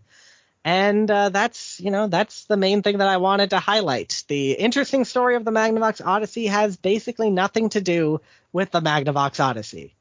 It has everything to do with the fact that this long in development technology became something bigger than itself. And that is probably its, I don't know if it's the greatest legacy. I mean, the fact that it brought out the idea that you could do this with the TVs. I mean, that must have had some influence. Obviously, it did. Otherwise, we wouldn't have had Pong. But, yeah. Well, I mean, Nolan Bushnell was already making games with modified television sets by that time. And there were, of course, a lot of other people who were coming up with ideas of stuff of coinciding, but it's just they didn't have it on a TV, or maybe they did, and Magnavox has buried that. But that's a whole other thing. The one huge influence of the Magnavox Odyssey is it is the thing that first hooked into a TV. The RF modulator box on the Magnavox Odyssey was an influential technology, and people did copy it. They didn't copy anything on the inside of the Odyssey itself, but to get an analog signal, which is what a wave frequency is, to work on a television, that is the one major technological influence of the Magnavox Odyssey, to figure out how to hook something into a basic TV. But beyond that, it has nothing to do with nothing. Well, I'd ask one further thing, because the first arcade video game, Computer Space, is taking its inspiration from Space War, very complex game on mainframes. And if you look at the other games on mainframes around that time, they are very much the creations of computer nerds, engineers in the making. They're complex adventure games and the like. Is it possible that one of the legacies of the Odyssey is the fact that it's not being made by computer people? These are not programmers. And a game as simple as Pong probably would have come about at some point, but it would not have been something that would have come out of that engineering world. This simplified game that could be marketed in a realistic way for home use had to have come from somebody who wasn't coming from the computer world to begin with. or at least the computer world as it existed at that time. The playful spirit of the Odyssey, I think, is something to consider, but I'm not necessarily sure it was influential in that sense. Because, there were these very complex games and people making basic games that they were trying to extend the capabilities of things. But there were also a lot of pool games that were being made by people who had access to computer displays. So I think one way or another, we would have gotten some kind of simulation of a sort onto the screen at some point. I do think that the nature of someone like Bill Rush in this equation was very important to getting the idea of what do people actually want to play off the ground. And, the people at Magnavox kind of lost track of that. And, they started going down this educational route and having all these board games and things. Action on the screen is what people wanted. And that, that bit for the Odyssey is important. There were a couple people who were kind of spurred on by the Odyssey, and in the sense that it made people aware of video games. It was influential in that sense. But what it did, it was just so limited. It just didn't have much to it. So it was free-natured in a sense that it was just like, it definitely opened up possibilities, but I don't think it really encouraged possibilities. It was a very limited idea. It was very important that this got onto a TV in the home.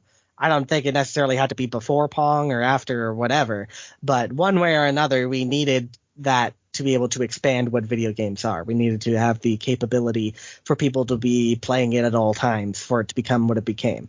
So that's another legacy of it. But the specifics of what the Odyssey did, I still think that the only very important thing is that it was able to hook onto that TV.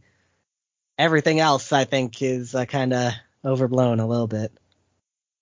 Gotcha.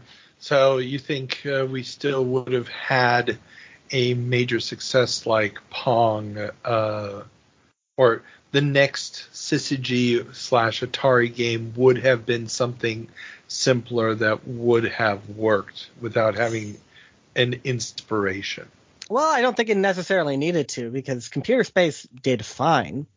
So they could have taken a long time to get to where they needed to get. As the main philosophical ideas of whether they're, in technology, historical determinism or anything like that, it's like, I don't think that things necessarily needed to happen in this time and place, but it's good that they did. Well, but think about also not just Pong from an Atari standpoint, but all the companies that were able to get into the industry or enter the industry because Pong was such an easy thing to replicate. All the companies that got their start. I mean, how many companies that are significant players later on in the story get their start by making Pong clones? I mean, Sega does Pong clones. SNK does Pong clones. No, they do Breakout clones, which is different. But... Oh, Breakout clones. Sorry. Yeah. Let's say Sega, Taito, Bally, Williams, Allied Leisure, which was important for a while. Exidy. Actually, Exidy didn't do a Pong clone, but Ramtech did a Pong clone.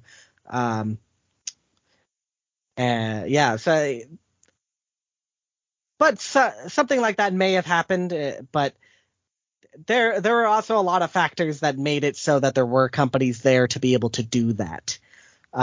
Which is a whole other story. I don't have that story fully together, but it's actually some of it's in my book when you get to read that.